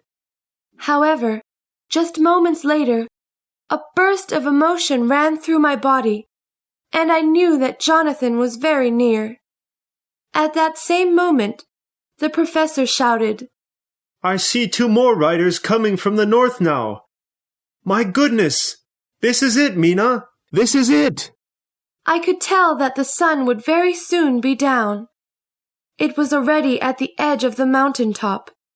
Soon the Count would be able to rise from his box. Just as the group of riders was about to reach the rocks in which we were hidden, I heard the voice of my husband cry out, "Stop!" The group of men slowed down, but seeing that it was just 2 strangers trying to stop them, they began to whip the horses into a run again. However, shots were then fired from many guns. I soon heard the voices of Godalming, Dr. Seward, and Quincy as well. They had the riders surrounded. The professor and I then ran from out of the rocks to join our friends. Without hesitation, Jonathan ran through the crowd of men and with all of his strength took hold of the box and threw it over the side of the wagon. Quincy, who was on the other side of the wagon, had to struggle with some of the men who attacked him with knives. He eventually made it through, although with a badly bleeding wound in his side. The 2 men then took out their knives and began to work on opening the box. Their strength seemed unbelievable, for in no time the lid was thrown aside and the horrible white face of Dracula was there for us all to see. At that same moment, the sun went down behind the mountain, and the great vampire opened his eyes. His face was full of hatred as he grabbed hold of the sides of his box to sit up. At that instant, Jonathan fell upon him with his knife and ran it through the vampire's neck. Quincy, too, drove his long knife deep into the Count's heart. The body almost immediately disappeared into dust. The group of Slovakians who had been carrying the box all jumped upon their horses and quickly rode away. Quincy tried to stand, but had not the strength. All of us ran over to him. His voice came very weakly. "I'm glad that I could help you," he said. Then pointing to me, he added, "You see? She is safe now." It was true. The mark on my forehead was no longer there. I had no time to feel relief, however. For only a few minutes later, Quincy Morris died in his friend Godalming's arms. He was one of the bravest men I have ever known. A final note. It has been 7 years since that terrible time. Mina and I are living very happily now with a young son, whom we have named Quincy in memory of our brave friend. The 2 of us recently returned to Transylvania and found Castle Dracula still looking far over the countryside. When we came back to England, we had dinner with our friends and talked about old times. No longer do we feel fear or sadness, for our lives have changed. Both Godalming and Dr. Seward now have wonderful wives. Reading again our gathered papers from that time, it is rather unfortunate that none of it can really be proved. To this, Professor Van Helsing had this to say: "It is possible that no one may ever believe what happened. However, one thing is certain. Your boy will grow up to understand how wonderful a mother he really has, and how it was that 5 men could, once, have put their lives in danger to save her." Jonathan Harker.